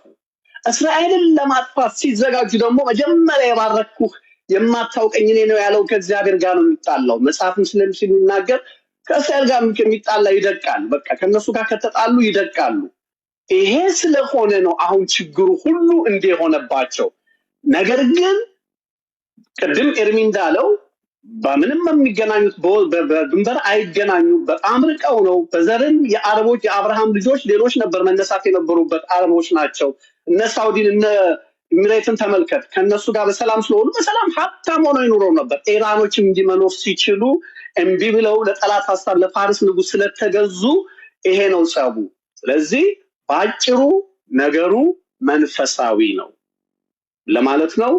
እንግዲህ ሌላ ጊዜ በደንብ እናወራለን። ቴንኪዩ ስለሰጠኝ እድል ኤርሚዬ፣ በጣም እንጫወታለን፣ እናወራለን። ቴንኪዩ ፓስተር የማነ፣ ጌታ እግዚአብሔር ዘመንን ይባርክ። በጣም ከረጅም ጊዜ በኋላ ድምፅን ስለሰማው ደስ ብሎኛል። አትጥፋ ወገኖች፣ ፎሎ አድርጉት ፓስተርን። እኔ ፎሎ ባክ መልሼልሃለሁ፣ እደውላለሁ። ሚስኮል ደረሰ? ሚስኮሉ ዋትሳፕ ላይ ደርሶኛል። እደውልልሃለሁ። ሴቭ አድርገው፣ እሱ ላይ እንደዋወልና በደንብ እናገለግላለን። እግዚአብሔር አምላክ ይባረክ። ይሄ ጉዳይ ደጋግሜ እንደነገርኳችሁ ከድሮ ጀምሮ አቋሜ ስታንዴ በጣም ጽኑ ነው። በተለይ ይህንን የአምላኬን እግዚአብሔርን ቃል ካወቅኩ ጊዜ ጀምሮ ጌታ ይባረክ። ለሰዎች እግዚአብሔር በሰጣቸው ጸጋ ለተጠቀሙ ሰዎች ሪኮግናይዝ ማድረግ አለብን። አንዱ ፓስተር እሱ ነው እንግዲህ እኔን መሰረታዊ ክርስትና ትምህርት ካስተማሩ ሰዎች ማለት ነው። ይህን መጽሐፍ ቅዱስን ለማንበብ ሀሁ ገና ስጀምር እግዚአብሔር አምላክ በቤተክርስቲያናችን ያሉ አገልጋዮችን ተጠቅሞ የአምላኬ እግዚአብሔርን ቃል እንደወድ በጥልቀት ብሉይ ኪዳንን አዲስ ኪዳንን እንዳጠና አዳኙን የእግዚአብሔር ልጅ የዳዊትን ልጅ ኢየሱስ ክርስቶስ መሸያውን የተቀበልኩትን ጌታ ይበልጥ እያወቁት እንዲሄድ መሰረት ከጣሉ ሰዎች መካከል አንዱ እሱና ሌሎችም አሉ። ጌታ እጅግ አድርገን እናመሰግናለን። ስለዚህ የእስራኤል ኢራን ጉዳይ ወንድሞች እናቶቼ ማንም ከየትኛውም ቤተ እምነት ይሁን ይምጣና በታሪክና በመጽሐፍ ቅዱስ እዚህ ጋር እንዳስቀመጥኩት ፖስተሩ ላይ እማወራው በሁለቱ ጉዳይ ላይ ነው። እስራኤልን በታሪክ እስራኤልን በጂኦግራፊዋ እስራኤልን በመጽሐፍ ቅዱስ ሊያወራ የሚችል ሰው ካለ ይምጣ። ኦኬ፣ ሊያወራ የሚችል ሰው ካለ ይምጣ። በጂኦግራፊዋ በካርታዋ ማለት ነው፣ በታሪኳ በመጽሐፍ ቅዱስ ብሉይና አዲስ ኪዳን በዚህ ጉዳይ ላይ ምን ይላል? የእግዚአብሔር ሀሳቡስ ምንድን ነው? እንዳልኳችሁ አንዳንድ ሰዎች ቸርች ውስጥ ተቀምጠው እግዚአብሔር እስራኤልን የሚባል ህዝብ በቃ አውጥቶ የጣለው የተፋው የረሳው ኪዳኑን የዘነጋ እና ምንም እግዚአብሔር አሁን እስራኤል ብሎ የሚልበት አንዳችን ምክንያት እንደሌለው አንዳንዶችም እንዳልኳችሁ ሲናገሩ እንኳን ቸርች ውስጥ ተቀምጠው አገልጋዩ ተብለው ማለት ነው። ያ እኔ በፍጹም ከአያቶላ መንፈስ ላይ ይቻላል። ኢየሱስ ይመጣል ብለህ ስትላቸው አዎ ይመጣል ይለዋል። የት ይመጣል? ወደዚህ ዓለም ይመጣል ይለዋል እኮ። ወደዚህ ዓለም ሲመጣ የት ሀገር ነው የሚመጣው? እኔ የት ሀገር እንደሚመጣ አላውቅም ይለዋል። ኦኬ፣ በመጀመሪያው መምጣት የት ነበረ የመጣው? በፍልስጤም ምድር። እውነታችሁ ነው ወንድሞች እናቶቼ። እዚህ ምድር ላይ ኢየሱስ በፍልስጤም ምድር መጣ። እዚህ ቅዱስ ቃል ላይ ኢየሱስ በፍልስጤም ምድር መጣ የሚል ቃል አንብባችኋል? ከሙሴ እስከ ሚልኪያስ የትኛው ነብይ ነው ኢየሱስ በፍልስጤም ምድር ይመጣል እና በፍልስጤም ምድር ይወለዳል እና ከፍልስጤም ዘር ይወለዳል ብሎ ያላችሁ? እኔ ምን ያህል እንደው ፓስተር ቅድም እንዳለው አንዳንዶቹ እውቀት ከማጣት የተነሳ ወይ ዝም ብሎ በጭፍነት ካልሆነ በስተቀር አንቺ ቤተልሔም የይሁዳ ምድር ከይሁዳ ገዢዎች ከቶ አታንሽም፣ ህዝቤን እስራኤልን የሚጠብቅ መስፍን ከአንቺ ይወጣልኛል እያሉ 800 ዓመተ ዓለም ቅድመ ልደተ ክርስቶስ የነበረው ሞሬታዊው ሚኪያስ ትንቢት የተናገረው በይሁዳ ቤተልሔም ነው ይወለዳል ያለው። እና የፍልስጤም ምድር ብሎ የሚል ከየት ነው ያመጣችሁት ወንድሞች እናቶቼ? በተለይ ከመሲሁ ጋር በተገናኘ ማለት ነው። እና ልክ እንደዚህ ኢየሱስ የተወለደው የነበረ ከፍልስጤም ምድር የትኛው ነቢይ ተናግሯል? አይኛ በቃ ብለናል ብራዘር። እሱን ይዘማ ሰፈር ነው መቀመጥ ያለብን። እዚህ ከመጣ ግን ካወራ ነገር እስራኤልን በመጽሐፍ ቅዱስ በታሪክ በጂኦግራፊዋ በባህሏ በሃይማኖቷ እስራኤል ሃይማኖት የለውም፣ ባህልም የለውም፣ ታሪክም የለውም፣ ጂኦግራፊም የለውም፣ አምላክም የለውም ብሎ የሚል ሰው ካለ ይምጣ። እኔ ከኔ ጋር ማውራት ይችላል። ቤታቸውን አንኳኩተንላቸው ስንሄድ ዲቤት ተቀበሉን ብለን ሲሉን ቀሚስ ያደናቀፈኝ ብለው ይላሉ። እስራኤል ለምታደርገው ነገር ለየትኛውም ነገር በደለኛ ናት። እሷ ላይ ግን የሚደረገው ነገር ጽድቅ ነው። ሚሳኤል ተወርውሮ ህዝቦቿ ሲጨፈጨፉ ማንም በዓለም ያለ ጥቂቶች ካልሆነ በስተቀር ማንም ይሄ ነገር አግባብ አይደለም ብሎ የሚሟገት የለም። አልጀዚራ በለው ቢቢሲ፣ ሲኤንኤን በለው አብዛኞቹ የሚጮሁት ለቢዝነሳቸው ነው። ሙግትሽን የሚሟገት አምላክ የያዕቆብ ንጉስ እኔ እግዚአብሔር እንደሆንኩ አሕዛብ ያውቃሉ ብሏል። ፋክት። ስለዚህ እንደ አገልጋይ የምነግራችሁ ይህ ህዝብ እግዚአብሔር አልጣለውም፣ አልረሳውም፣ ኪዳኑንም አልዘነጋም፣ ምዕራፉ አልተዘጋም። እግዚአብሔር እስራኤልን ከእስራኤል ጋር ያለ ቀጠሮ አልረሳውም። ኢየሱስ በቀጠሮ ነው የሄደው። ወንድሞቼ እናቶቼ፣ በጌታ ስም የሚመጣ የተባረኩ ነው እስክትሉኝ ድረስ አታዩኝም ነው ያላቸው። ያንን ብለው የሚሉበት ዘመን ይመጣል። አሁን በጌታ ስም የሚመጣ የተባረከ ነው ብለው የሚሉ ይመጣል። ያ ዘመን ግን እጅግ የያዕቆብ የመከራ ዘመን ነው። ቢሆንም ግን ፊት ለፊት የወጉት ያዩታል። እግሮቹ በደብረ ዘይት ተራራ ላይ እንደሚረግጡ ጌታችን ተመልሶ እንደሚመጣ ሲመጣ እናንተ ለመናገር የት ነው? ፓሪስ ነው ወይስ ኒውዮርክ ወይ ለንደን ነው? የት ነው ተብሎ እኔ የትም ቤጂንግ ነው ብዬ አልልህም፣ ቶኪዮ ነው ብዬ አልልህም፣ ግን ወደዚህ ዓለም ይመጣል ይላል። ግልጽ አድርግና ተናገር እንጂ መሲሁ ሲመጣ አስቀድሞ የት ነበር የመጣው? እስራኤል። ዘሩ ትውልዱ ምንድን ነው? እስራኤላዊ። ነገዱ ከየት ነው? ከይሁዳ። የማን ልጅ ነው? የናባባ እሴይ ልጅ፣ የዳዊት ልጅ ነው። ትንሽየዋ ሚጢጥየዋ ምድር በቤተልሔም አውራጃ ሚጢጥየዋ የምትባል ቀዬው መንደር ተብላ የምትባል የእናቶ ከሌ መሬት ነው ተብሎ እንደሚባል በዛች በኤፍራታ በትንሿ መንደር ነው የተወለደው። ንጉሥ ከቤተልሔም ይሁዳ ከኤፍራታ ምድር ነው የወጣው። ኢየሱስ ጌታዬ ስምህ ይባረክ የኔ አባት። ከዛ ነው የወጣው። ስለዚህ ከፍልስጤም ምድር ወጣ ብሎ የሚል የለም።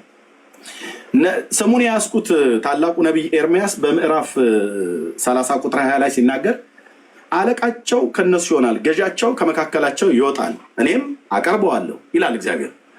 እኔም አቀርበዋለሁ። ይህስ ባይሆን ወደ እኔ ሊቀርብ የሚደፍር ማን ነው ይላል። ማንም። ይህስ ባይሆን ማለት የእስራኤል አምላክ መሲሁን ከዳዊት ዘር ባያመጣ ኖሮ አይሁድ በለው አሕዛብ በለው ማንም ወደ እግዚአብሔር አይቀርብም ነበር። ስላመጣው ግን ከአይሁድም ከአሕዛብም በእግዚአብሔር ልጅ በኢየሱስ ክርስቶስ በሞቱና በትንሣኤው አምነው ንስሐና የኃጢአት ይቅርታቸውን ያገኙ ሁሉ በሙሉ በእርሱ በኩል ወደ አብ ይቀርባሉ። የቆመውን የእሴይን ሥር አሕዛብ ይፈልጉታል፣ ማረፊያውም የተከበረ ይሆናል ተብሎ ነቢያት፣ ብሉይ ኪዳን ነቢያት የተናገሩት ዘሩ ምናዊ እንደሆነ እስራኤላዊ፣ ትውልዱ ከነገደ ይሁዳ፣ የሚወለድበት መንደር ቤተልሔም ኤፍራታ፣ የምትወልደው ሴት ድንግል ሴት እንደሆነች፣ የሚወለድበትን ዘመን ዳንኤል፣ የኢየሩሳሌም ቅጥር መሰራትና የአይሁድ ሕዝብ መበተን በጭንቅ ከጎዳና ጋር ቅጥሮቿ ከተሰሩ በኋላ መሲሁ የሚወለድበትንም መሲሁ የሚገደልበትንም ዘመን ሁሉ ዘመኑን አመላክተዋል።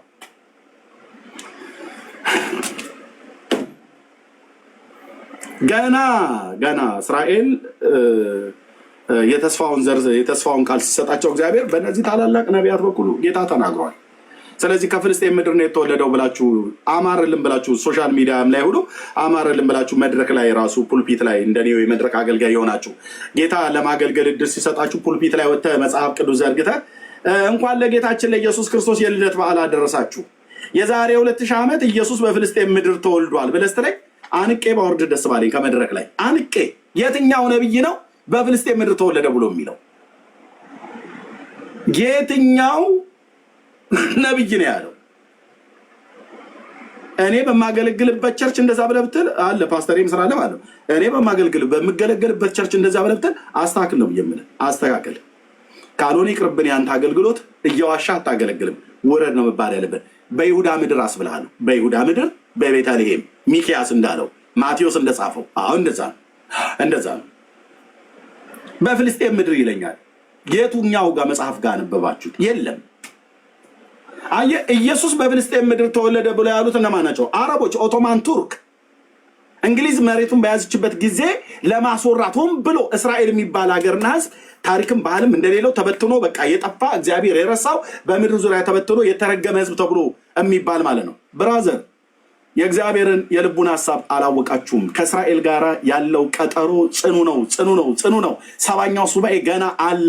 ፓክዶ ነው። 7 ዓመት አለ ገና ፓክድ የሆነ ዳንኤል የተናገረው በመሃል ላይ መሲሁ ሞተ። ቀጥሎስ አሁን ፓክድ ሆኖ የተቀመጠ አለ። ያልተከፈተ ገና የሚከፈት 7 ዓመት አለ። እግዚአብሔርና እስራኤል፣ እግዚአብሔር ማነው? መሲሁና እግዚአብሔር ሐሰተኛው መሲህ ማለት ነው የሚገናኙበት ዓለም የሚያየው። ስለዚህ የዓለማወቅ ከሆነ ችግር የለውም፣ በእውቀት ይቀናል። በፍልስጤም ምድር ተወለደ ብለው የሚሉ ሰዎች ቪዲዮ ላይ አይቼ እኔ በቃ አፒታይቴ ነው የምዘጋው። አትዋሽ። በቃ ፓስተርም ሁኑ ወንጌላውያንም ሁኑ ነቢያትም ሁኑ ማንም አትዋሽ። ኢየሱስ በፍልስጤም ምድር ተወለደ የሚባል ነገር የለም። ኦኬ፣ የለም። ልክ በታናክ ላይ በዘፍጥረት መጽሐፍ ምዕራፍ 20 ላይ የጌራራ ንጉሥ አቤሜሌክን እሱ ጋር የፍልስጤም ምድር ብሎ የሚል አለ። ካልሆነ በስተቀር ፍልስጤም እንደ ሀገር እንኳን ሀገር ተብሎ እንኳን አልተባለም። ራስ ገዝ ነበር። ጋዛ፣ አሽኬሎና፣ አዛጦን፣ አቃሮንና ጌት በኢያሱ መጽሐፍ ምዕራፍ 13 ላይ የሚናገር ይሄ ነው። እንደውም ያልተወረሰች ምድር ገና ቀርታለች እና አንተ በእድሜ ሸምግልሃል ብሎ አለው ጌታ። ስለዚህ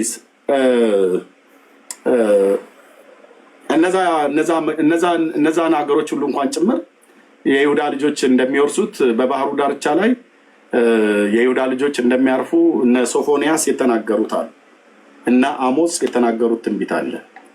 በኢየሱስ ስም ነቀልኩት የተሰበረ ይሁን ብለህ የማትለው ትንቢት ኦልሬዲ አሽኬሎና ውስጥ አሁን ማን የሚተኙት?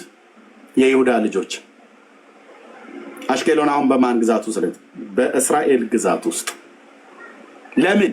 የዛሬ ስንት ሺህ ዓመት በነበሩ በባሪያዎቹ በነቢያት አፍ የተናገረው ይጸና ዘንድ። አሁን ብቻ ቀረች ጋዛ። አዛጦንስ ታወጣለች። አቃሮንስ እንደዚሁ። ጌትስ ተወርሷል። ማስላለ ኢያሱ 13 ላይ በኢየሱስ ስም የብሉይ ኪዳን መንፈስ ብለብተን ላበላብ ትሆናለህ ብራዘር። የአምላክ የእግዚአብሔር ቃል ነው። ጎግና ማንጎግ ሊያጠፋው ሲፈልግ እግዚአብሔር በባሪያዎቼ በነቢያት ከብዙ ሺህ ዓመት በፊት ትንቢት ሲናገሩ በነበሩ በእስራኤል ነቢያት አፍ የተናገረ እግዚአብሔር ያጸናዋል። ከብዙ ሺህ ዓመት በፊት የተነገረው ትንቢት ቃል አይደለ የጸናው በዳዊት ቤት ብላቴናው ኢየሱስ ክርስቶስ እንኳን ሲወለድ። አዎ አረሳውም ማለት ነው። አየህ እስራኤል ቢረሳው መሲህ ይመጣል ብሎ ቢረሳው እግዚአብሔር ነግሮት ቢረሳው እንኳን በዘካርያስ በካህኑ በኩል አንደበቱን ከፍቶ ትንቢት ሲያናግረው የእስራኤል ጌታ አምላክ ይባረካል ጎብኝቶ ለሕዝቡ ቤዛ አድርጓልና ከጥንት ጀምሮ በነበሩት በቅዱሳን ነቢያት አፍ እንደተናገረው ማለት ከመቼ ጀምሮ? ከጥንት ጀምሮ። የትየለሌ እንደሚባል ማለት ከጥንት ጀምሮ በነበሩት በቅዱሳን ነቢያት አፍ ትንቢት እንደተናገረው በብላቴናው በዳዊት ቤት የመዳንን ቀንድ አስነስቷል አለ።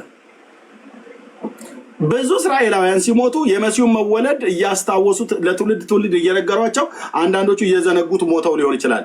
እግዚአብሔር ግን አልዘነጋውም። እግዚአብሔር ግን አልረሳውም። አዎ ሕዝቅኤል የነበረበት ዘመን ከ500 ዓመት በፊት ጌታ ከመወለዱ ከ560 ዓመት በፊት ነበረ። እሱ ተናግሮ ሞተ አይደል? ትንቢተ ሕዝቅኤል መጽሐፍ ምዕራፍ 36 ላይ በቃ እሱ የሉም፣ አባቶች የሉም፣ አለፉ። ኢሳይያስ ተናግሮ ከ700 ዓመት በፊት ሞተ አይደል? እግዚአብሔር ግን አለ በዙፋኑ ላይ እግዚአብሔር አለ። እነሱን ትንቢት የተናገሩት ነቢያት በሞት ቢገቱም በሞት ቢወሰዱም ትንቢት ያናገራቸው አምላካችን ግን ሕያው ነው አለ ማለት ነው። እና በፍልስጤም ምድር አትበሉ ለማለት ነው ብትሉ ምንም አታመጡ። ውሸታም ፓስተር ነው ብዬ የምልህ በፍልስጤም ምድር ኢየሱስ ተወልዶ ብለህ ብትል መጽሐፍ የማይለውን የሚል ቁጭ በልና አንብብ። በመጀመሪያ ኢየሱስ በፍልስጤም ምድር ተወለደ ብሎ የሚል አንድም ነቢይ ከሙሴ እስከ ሚልኪያስ አታመጡ። ከጳውሎስ እስከ ዮሐንስ አንዳችሁም አታመጡ። ስለዚህ መጽሐፉ ያላለውን አትበሉ። መጽሐፉ ቤተልሔም ይሁዳ ነው ይወለዳል ብሏል። ግልጽ ነው፣ ግልጽ ነው። ለዚህ ቃል ታማኙ ለተጻፈው ታማኙ ነው። ኦኬ ኢየሱስ ዘሩ የአብርሃም ዘር ነው የተባለ የፍልስጤም ዘር አልተባለ። ዘሩ አይሁዳዊ ነው ማለት እስራኤላዊ ሰው ነው። ጌታ በሰውነቱ እስራኤላዊ ጁሽ እነዚህ ቀጥቃጭ እነዚህ ቡዳ ምናምን ብለም ትራጭ የነሱ ዘር ነው። ጂኑ አለበት። ያንተ ዘር እንኳን ቡዳ አልተባለም ብራዘር፣ አይባልም እኮ ወንድሞቼ እናቶቼ። እሺ ፓስተር አይባልም፣ እንደዚህ አይባልም። እና እግዚአብሔር ይባረክ። ቴንኪዩ። እሺ ጥያቄ ያለው ሰው ካለ መቀበል እንችላለን። ኦኬ ገስት የላካችሁ ሰዎች ጥያቄ ያላችሁ ሰው ካላችሁ አንዳንድ ቁጥር ጽፉ። ናይስ ነው። እሺ ዳዊት ጥያቄ መጠየቅ ይቻላል? ከየት ቤተ እምነት ነው? እንችላለን። ከተሐድሶ። ከየት ቤተ እምነት ነው? ከተሐድሶ። የትኛው ህብረት ላይ?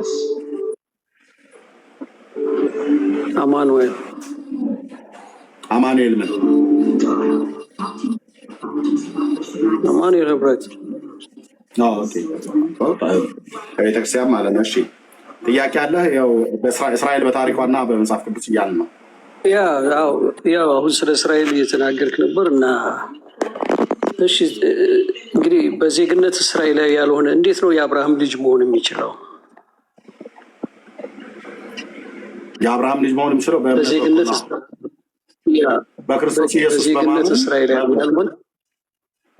ስለዚህ በእምነት በኩል የሆነ እስራኤል አለ ማለት ነው። በእምነት በኩል የሚገኝ እስራኤላዊነት አለ ማለት ነው። የእግዚአብሔር እስራኤል የሆነ ምንድን ነው እያወራ ያለው? ጥያቄ ጠይቃኝ፣ ጥያቄን ሳልጨርስ ካፌ ላይ አቋርጠህ ጥያቄውን በመጀመሪያ ጨርስ። ምንድን ነው ጥያቄ? አንተ እኮ ነው ያላስጨረስከኝ። ጥያቄ ሳልጨርስ እንትን አደረግ። ጥያቄ አሁን አንተ አሁን ስለ እስራኤል ስለ ዜግነት ነው እያወራ ያለው። የሆነ ጂኦግራፊ ላይ ስላለች ሀገር ነው እያወራ ያለው። ግን መጽሐፍ ቅዱሱ ከዛ አለች የለችም ጂኦግራፊ ላይ አለ። ያው እሱ ስላለች እኮ ነው ቤንጃሚን ኔታንያሁ እንደዚህ ነው ማስመሰክራችሁ አለች እንድትሉ ማለት ነው። ዓለም ላይ ያለች ሀገር አይደል? አንድ ሀገር ናት።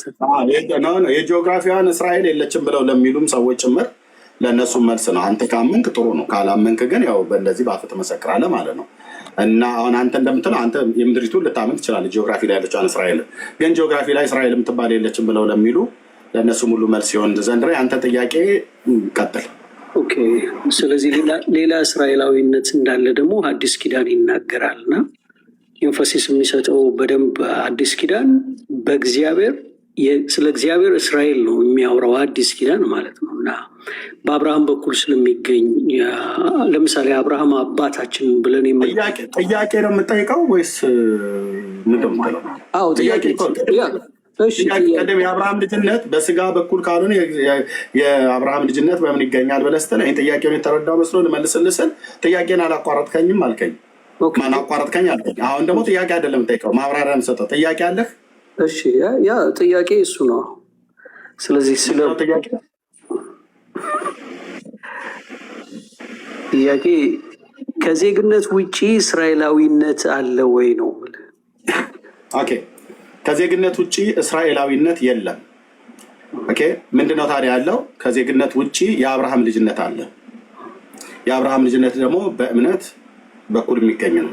ይህም እግዚአብሔር ለአባታችን ለአብርሃም ታናክ ላይ እንደሚናገረው ቶራ ላይ ዘፍጥረት መጽሐፍ ምዕራፍ 22 ቁጥር 18 ላይ በዘሬ ምድር አሕዛብ ይባረካሉ ብሎ ስላለው ይህን የተስፋ ቃል ስለሰጠው ቅዱስ ጳውሎስ በገላትያ መጽሐፍ ምዕራፍ 3 ቁጥር 15 16 ላይ ያጸናው የዘፍጥረት መጽሐፍትን ማለት ነው። ያ ለአባታችን ለአብርሃም የተነገረው የተስፋው ቃል ወደ አሕዛብ የሚደርሰው በአብርሃም ዘር በኩል በሆነው በልጁ በክርስቶስ ኢየሱስ በኩል ወደ አሕዛብ ይደርስላቸዋል። ያ የአብርሃም ዘርን በተስፋ ቃል በክርስቶስ ኢየሱስ በማመን ያለውን ለአብርሃም የተነገረው የተስፋ ቃል ሰዎች ሁሉ በምድር ዙሪያ ያሉ ሰዎች የሚያገኙት በምንድን ነው? በእምነት ነው። ማን በማመን? መሲሁን የዳዊትን ልጅ የአብርሃምን ልጅ ኢየሱስ ክርስቶስን በማመን። ያን ሲያምኑ እስራኤላዊ አይደለም የሚሆኑት። ያን ሲያምኑ አዲስ ፍጥረት ነው የሚሆኑት። አዲስ ፍጥረት በክርስቶስ ማንም በክርስቶስ ኢየሱስ በሚያምን እስራኤላዊ ይሆናል ብሎ የሚል የለም። ካለ ግን አሳየኝ። እንደው ከዓለም ያ የተስፋው ዘር ለአብርሃም በተነገረው ጋር እያጠጋጋው ማለት ነው። ስለዚህ በእምነት በኩል እስራኤላዊ ሳይሆን የአዲስ ኪዳን አማኞች የሆኑ በእምነት በኩል የተስፋው ምንድነው ይባል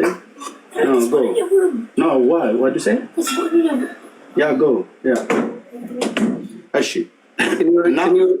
ሮሜ 9:5 ማንበብ ትችላለህ? ራስ አንብብ እንጂ ለምን ታነባለህ? እጄ ላይ በጊዜው ኦኬ ሮሜ 5:9 ነው ወይ 9:5? 9:5 ኦኬ ሮሜ 9:5 አባቶች ለእነርሱ ናቸውና ከእነሱም ክርስቶስ በስጋ መጣ፣ ከሁሉ በላይ ሆኖ ለዘላለም የተባረከ አምላክ ነው ይላል።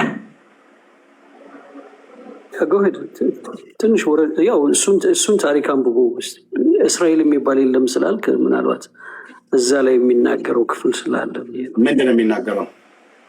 መጽሐፉ ከመነበቡ በፊት አንተ ስላነበብከው ከዛ አነበዋለሁ። ምንድነው ብሎ የሚለው? ምንድነው ብሎ የሚለው? ከእስራኤል ከአብርሃም የሚወለዱ ሁሉ እነዚህ የእግዚአብሔር ልጆች አይደሉም ወይም እስራኤል አይደሉም ይላል። እኔ አሁን ያልከኝ የአዲስ ከአብርሃም ስለተወለዱ እነዚህ የስጋ ልጆች ሆኑ። የምትናገረውን በመጀመሪያ አስተውል፣ ህዝብ ፊት ስላለ ማለት ነው። ምን ነበር ያልከኝ? ከእስራኤል በስጋ አሁን ጂኦግራፊ ላይ ካሉት ውጭ የአዲስ ኪዳን የሆኑት ሰዎች የእስራኤልነትን በምን በኩል ያገኛሉ ብለህ አልከኝ።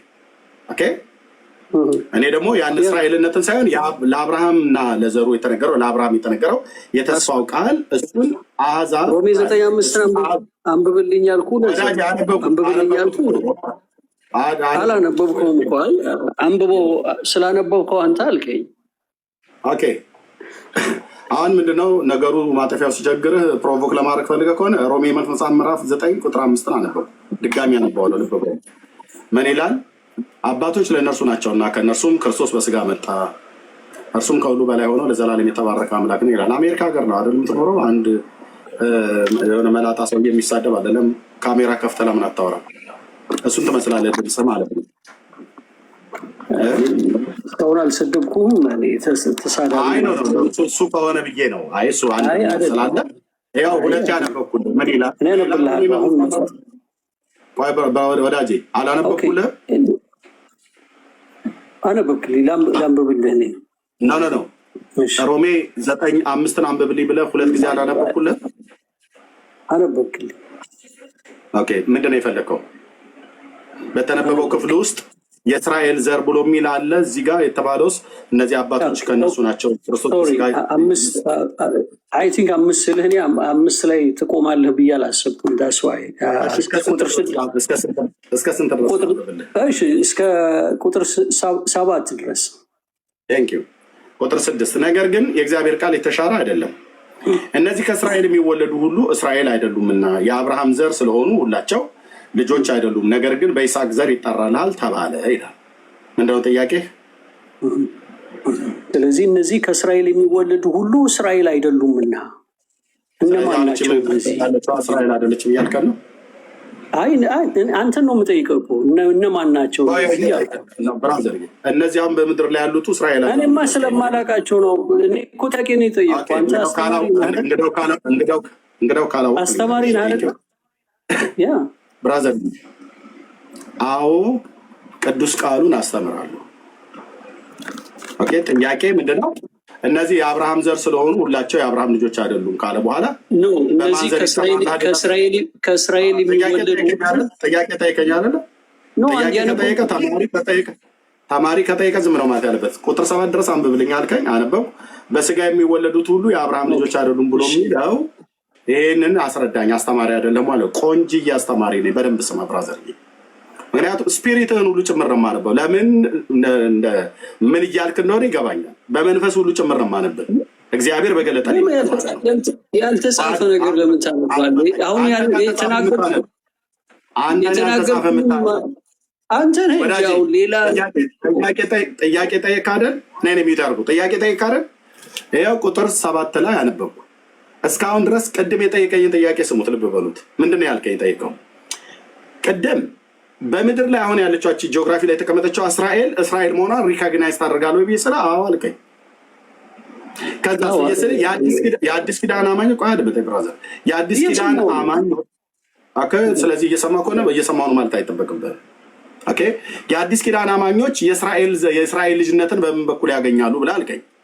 የእስራኤል ልጅነት ሳይሆን ለአባታችን ለአብርሃም የተገባው የተስፋ ቃል በዘርህ የምድር አሕዛብ ይባረካሉ ብሎ ስላለ በአብርሃም ልጅ በሆነው በመሲሁ በኩል ለአብርሃም የተነገረው የተስፋ ቃል ወደ አሕዛብ ይደርስላቸው ዘንድ ብሎ ጳውሎስ በገላትያ መጽሐፍ ላይ እንደጻፈው ያንን ሲወስዱ ምንድነው የሚሆኑት? አዲስ ፍጥረት ነው የሚሆኑት። አንተ መስሎሃል እስራኤላዊ ልትሆን ማለት ነው። እስራኤላዊ መሆን ማለት ምን ማለት ነው? በአዲስ ኪዳን የቱስ ጋር ነው ብሎ የሚለው ያም ብሎ የሚለውን ክፍል ሄደ ቆመ ስታነባው ምን ማለት ነው? በስጋ እስራኤላዊ አንተ ከኦሮሞ ተወልደ ወይ ከአማራ ተወልደ እስራኤላዊ ነኝ ትላለህ እንዴ? አትልም፣ አችልም። በስጋ ከአብርሃም ዘር የተወለዱት የአብርሃም ልጆች አይደሉም ካለ በኋላ ምን እያለ ነው ታዲያ? ይሄን ክፍል ከየት ነው የጠቀሰው? ሮሜ መጽሐፍ ምዕራፍ 9 ቁጥር 7 ላይ ያለውን ይሄን ከየት ነው የጠቀሰው? ወንድሞች እናቶች ልብ በሉ።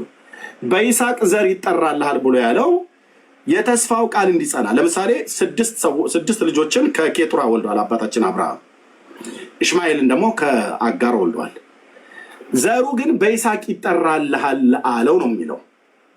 ኦኬ በስጋ ዘሩ ከይስሐቅ ዘር የሚጠራው ይስሐቅ ያዕቆብና ኤሳውን ወለደ። ያዕቆብ ደግሞ 12ቱን አባቶች ወለደ። 12ቱ አባቶች የተዋለዱት አሁን አንተ እንድጠይቅ የምፈልገው እነዚህ አሁን በምድር ላይ ያሉት የእሱ ዘሮች አይደሉም ብሎ ለማለት ከሆነ ሙግትህ ቅድም መግቢያ ላይ የእሱ ዘሮች ናቸው አስብያለሁ። አይደሉም ብለህ ካልክ ግን ሀሳብን ንገረኝና ታዲያ የአዲስ ኪዳን አማኞች የአብርሃም ልጅነትን ማነው የእስራኤልነትን ሳይሆን የአብርሃም ልጆች ተብለው የሚጠሩት በምን በኩል ነው? በእምነት በኩል ነው። ማንም በማመን የአብርሃም ልጅ የሆነውን ኢየሱስ ክርስቶስን በማመን የአብርሃም ልጆች በእምነት በኩል የአብርሃም ልጆች ተብለው ይጠራሉ ማለት ነው። መልሴ ነው። የምትለው ነገር ካለ ትችላለህ። ቴንክ ዩ ትችላለህ። አሁን ወንድማችን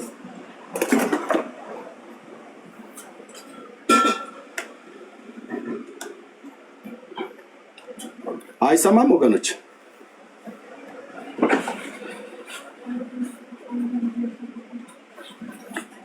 ወገኖች አይሰማም? ይሰማል። እሱ ነው የጠፋው።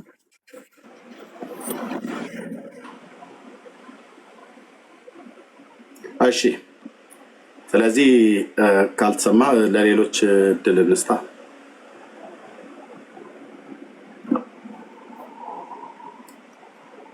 ይሄ ጉዳይ ለአንዳንድ ክርስቲያኖች ልብ በሉ።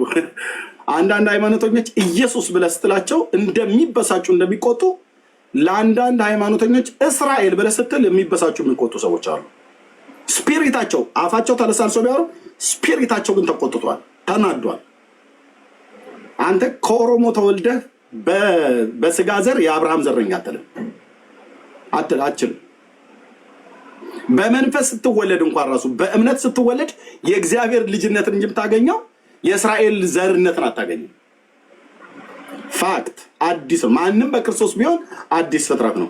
ይህንን አዲስ ፍጥረትን ከሁለታቸው አንድን አዲስን ሰው ይፈጥር ዘንድ ጥልም በመስቀሉ ላይ ገሎ ስለተባለ ማለት ነው።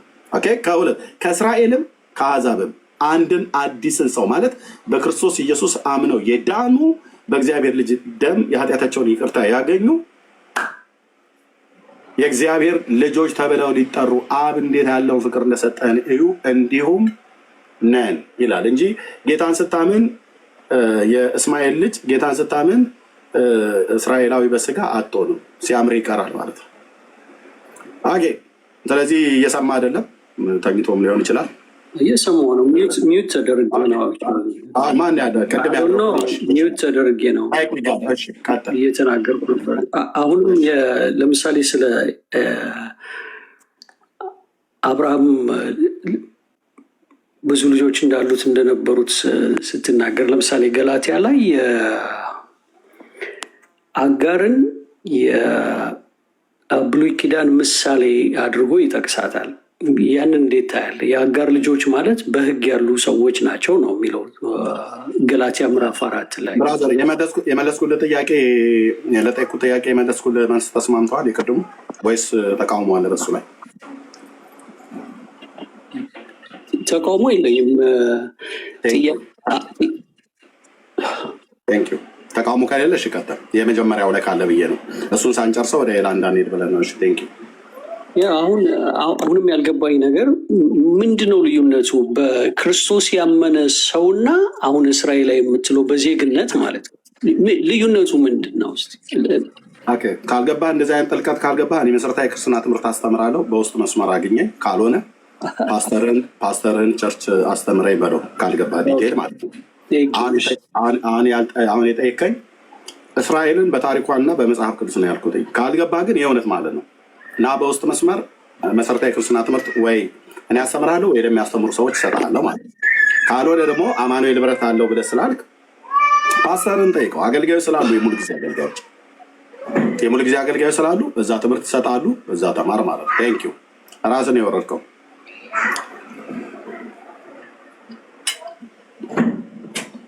ወንጌላዊ እኔ ልተኛ ስለሆነ ጸጋ ይብዛልህ። የኔ ጥያቄ ያው ይህንን ሀሳብ አሁን ነው እያወቅኩት የመጣው ማለት በጣም ተደጋጋሚ እየተባለ ያለ ነገር ነው እና ከምን አንግል እንደሆነ እንድታስረዳኝ የፈለኩት ምንድነው ብዙ ኦርቶዶክሳውያን ናቸው እኛ በአዲስ ኪዳን የእግዚአብሔር እስራኤል ነን እያሉ እየተናገሩ ያሉት እና እንደውም አንዱ በጣም ትልቅ የሆነ መምህር እኛንን እስራኤል ሰኒ አልመልስልሽም ይሄን ጥያቄ ለምን በይ ለምን በይ መጥተው ገብተው እነሱ እንዲጠይቁኝና እነሱ እንዲያወሩ እኔም እንድጠይቃቸው ነው ፈልገው እነሱ በሌሉበት እነሱ ገስት ላይ ባልገቡበት እነሱ ለመጠየቅ ባልፈለጉበት እኔም እንደነኛ ሰዎች አነፍንፌ በምፈልግበት የእነሱን ጥያቄ አንቺ ጠይቀሽኝ እኔ መልስ መልሼላቸው እነሱ ልክ ሲገቡ እኛ እኮ ይሄን እንደዚህ እንረዳንም ብሎ በሚል እንድሉ አታስደርጊ ማለት ነው። ይሄን ጥያቄ እነሱ ይጠይቁ እንደዛ ብለው ያሉ ሰዎች ማለት ነው። እሺ አንድ ሰው ደግሞ አማኝ ነኝ የሚል በጣም የተከተልነው ሰው ማለት ነው እና ስሙን ቀይሮ ምን ብሎ ጻፈ? እኔ የእግዚአብሔር እስራኤል ነኝ የሚል ጻፈ። መረጃ አምጣ ብለሽ ብቻ ያመጣ ብነግርህ በጣም እንትን ስለሚገርምህ በቃ በውስጥ ማን እንደሆነ እነግርሃለሁ።